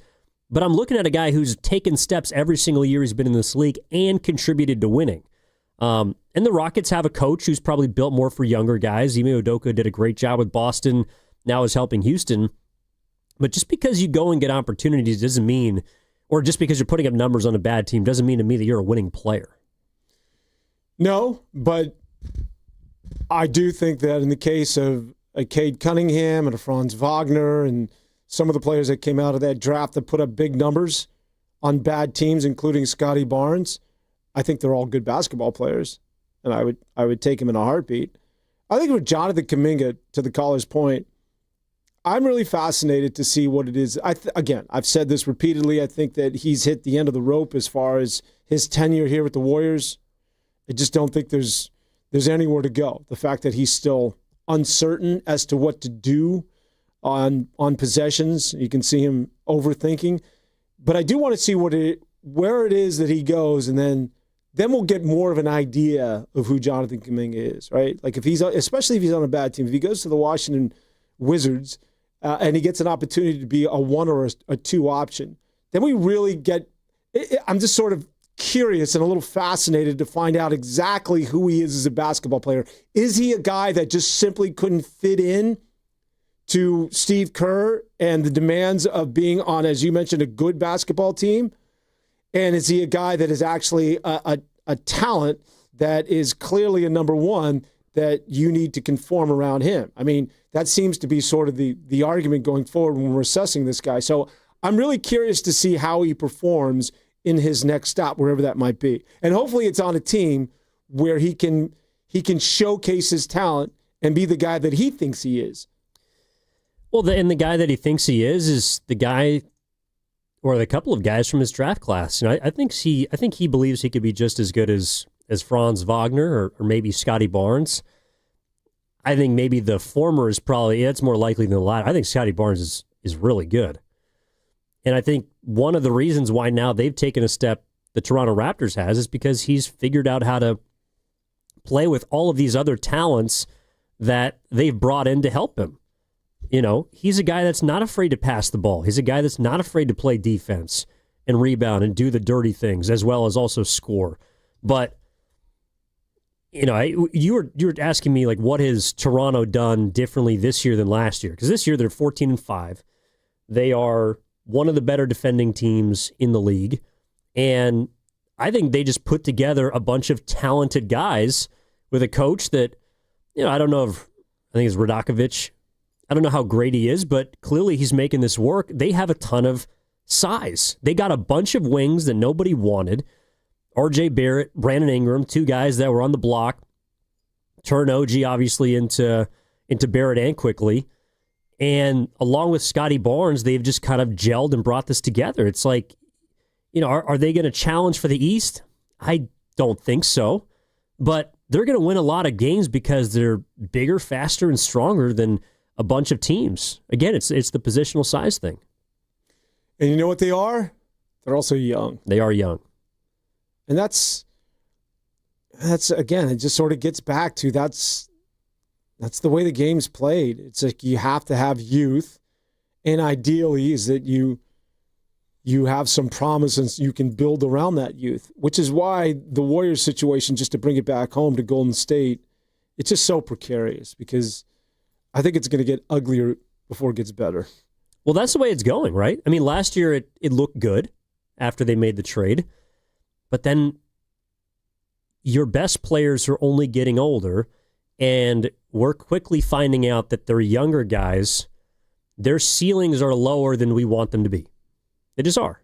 You know, they're complementary players to the best guys on the team, and those role players haven't gotten that much better, in my opinion. I would say Moses Moody is the guy who's probably taken the biggest leap of the 25 and unders. But again, he's a 3-and-D player. The moment he has to dribble, you're like, give it up. Some nights he hasn't been as great defending as he was last season. And I'm not sure why. But, you know, when Moses Moody is the player who's taken the biggest jump of the youngest dudes, that to me that's going to hurt you. That's a problem. Yeah, we keep waiting for this step that they need to take, right? Maybe this year we find out that there is no step. That's my point. This is it. This is who they are. Like, I don't know what it is that we're waiting for. Like, we're waiting for this other hammer to drop that these guys are going to, because you need to be more reliant on them as these guys as your best players get older. It means that the younger players have to take, quote unquote, a step and have to take on a bigger role. But what if there's no step to be taken? Like, these guys are maxed out as far as who they are as basketball players. Like, I think that's something that has to be taken into account, especially when you see sort of an extended body of work when it comes to the Moses Moody's and the Jonathan Kamingas of the world. Well, then you're probably going to be a 500 team. I also think the older guys have been less consistent. They can still play really well. Curry can still get you 40 points. He's done it 3 times already this season.